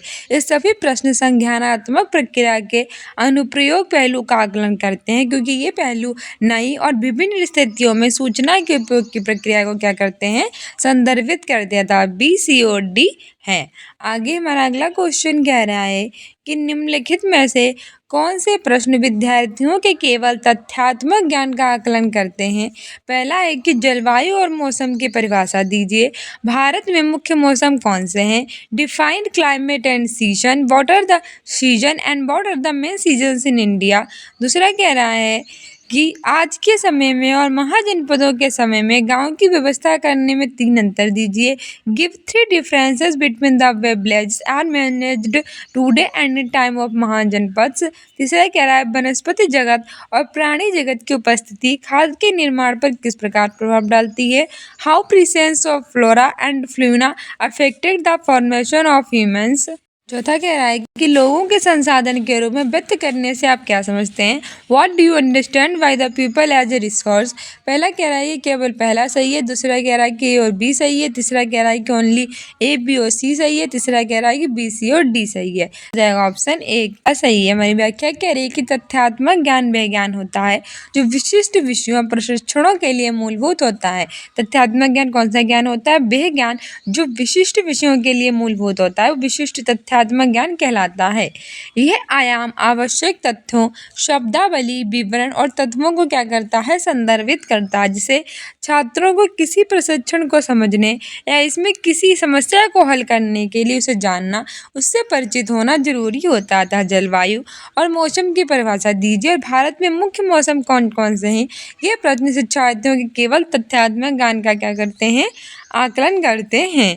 अगला क्वेश्चन कह रहा है कि आरटीई एक्ट 2009 के अनुसार आकलन प्रक्रमों को विकसित करने के लिए निम्नलिखित में से किसकी आवश्यकता होती है।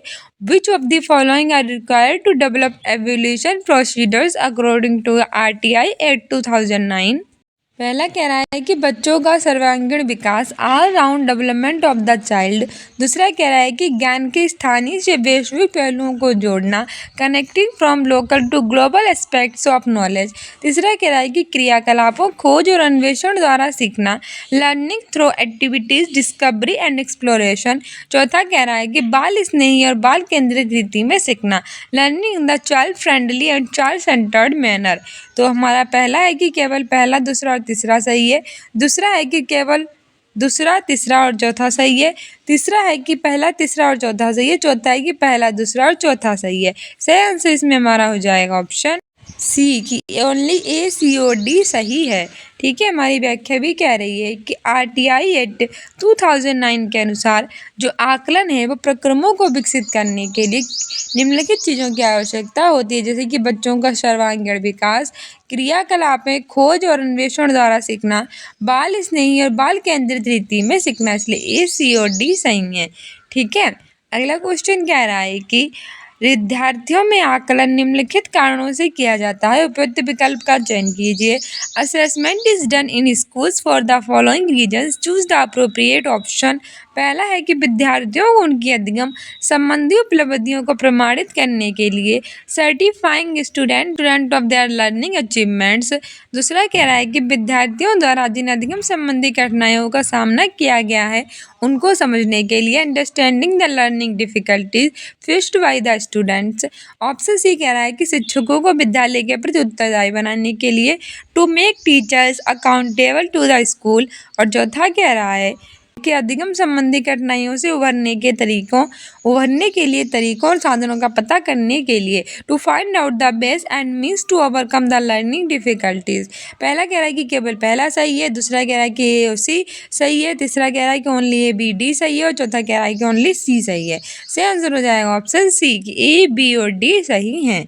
हमारी व्याख्या भी कह रही है कि जो विद्यार्थी होते हैं उनमें आकलन के कई कारण होते हैं, जैसे कि विद्यार्थियों को उनकी अधिगम संबंधी जो उपलब्धि हैं उनको प्रमाणित करने के लिए, विद्यार्थियों द्वारा जिन अधिगम संबंधी कठिनाइयों का सामना किया जाता है उनको समझने के लिए, अधिगम संबंधी कठिनाइयों से उभरने के तरीकों और साधनें होते हैं उनका पता लगाने के लिए, बच्चों के अध्ययन में रुचि को विकसित करने के लिए प्रेरित करने हेतु शिक्षण अधिगम की प्रक्रिया होती है उसको बढ़ावा देने के लिए, ताकि छात्रों के अधिगम का लाभ है वो उठाया जा सके। इसलिए ये बी डी सही है। अगला क्वेश्चन कह रहा है कि निम्नलिखित में से कौन से प्रश्न मुख्यतः समाजीय विज्ञान के अधिगम निष्कर्ष, तदनुभूति, समीक्षा और संवेदनशीलता के विकास हेतु योग्यता के विकास का आकलन करते हैं। विच of the following question assess mainly the social science learning outcomes, develop the capacity for empathy, appreciation and sensitivity. पहला है कि अपने क्षेत्र में भूमि जल को पुनः संचित करने की विधियों का उल्लेख कीजिए। Describe the ways to restore ground water in your area. दूसरा कह रहा है कि भारत के ऐतिहासिक स्थानों की सुरक्षा करना अत्यंत दुष्कर होता जा रहा है। क्या आप इस कथन से सहमत हैं? सत्यापित कीजिए। It is becoming very difficult to protect India's heritage site. Do you agree with this statement? Justify.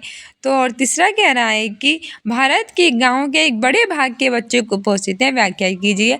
A large section of India's rural children to explain. और चौथा कह रहा है कि राष्ट्र के एकीकरण में कौन सी बाधाएं हैं?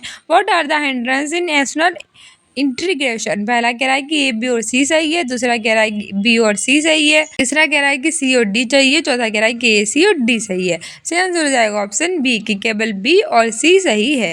हमारी व्याख्या भी कह रही है कि भारत के ऐतिहासिक स्थानों की सुरक्षा करना जा रहा है। क्या आप इस कथन से सहमत हैं? सत्यापित कीजिए। भारत के गाँव के बड़े भाग बच्चे से कुपोषित है। व्याख्या कीजिए। बिल्कुल, ये दोनों ही प्रश्न मुख्यतः सामाजिक विज्ञान के अधिगम निष्कर्ष, तदनुभूति, समीक्षा और संवेदनशीलता के विकास हेतु योग्यता विकास का आकलन करते हैं। किसकी योग्यता विकास का? क्योंकि इनमें किसी कथन के परिणाम और विकास के लिए जो रणनीतियाँ होती हैं उनकी समीक्षा तथ्य शामिल होते हैं। इसलिए बी और सी सही है। सो डियर स्टूडेंट्स, ये था हमारा सीटेट का प्रीवियस ईयर का paper. I hope you like this video. फिर लाइक कर दें, like, subscribe and share and don't forget to subscribe this channel. साथ ही स्टूडेंट्स इन अकेडमी को इंस्टाग्राम और फेसबुक पर भी फॉलो कर सकते हैं। अपने एग्जाम में बेटर करने के लिए कम्युनिटी पोस्ट में आंसर दे सकते हैं। सुबह करंट अफेयर कराते हैं 10 बजे, उसे देखा कीजिए। प्राइमरी लेवल की सीटेट प्रीवियस ईयर सुबह 8 बजे लेकर आते हैं। जूनियर लेवल की सीटेट प्रीवियस ईयर पेपर रात के 8 बजे लेकर आते हैं। सभी देखा कीजिए, वो आपके एग्जाम्स के लिए इंपॉर्टेंट है। सारी प्लेलिस्ट भी देख डालिए। मिलते हैं नेक्स्ट वीडियो में। Keep loving, keep watching, keep sharing. Thank you, bye.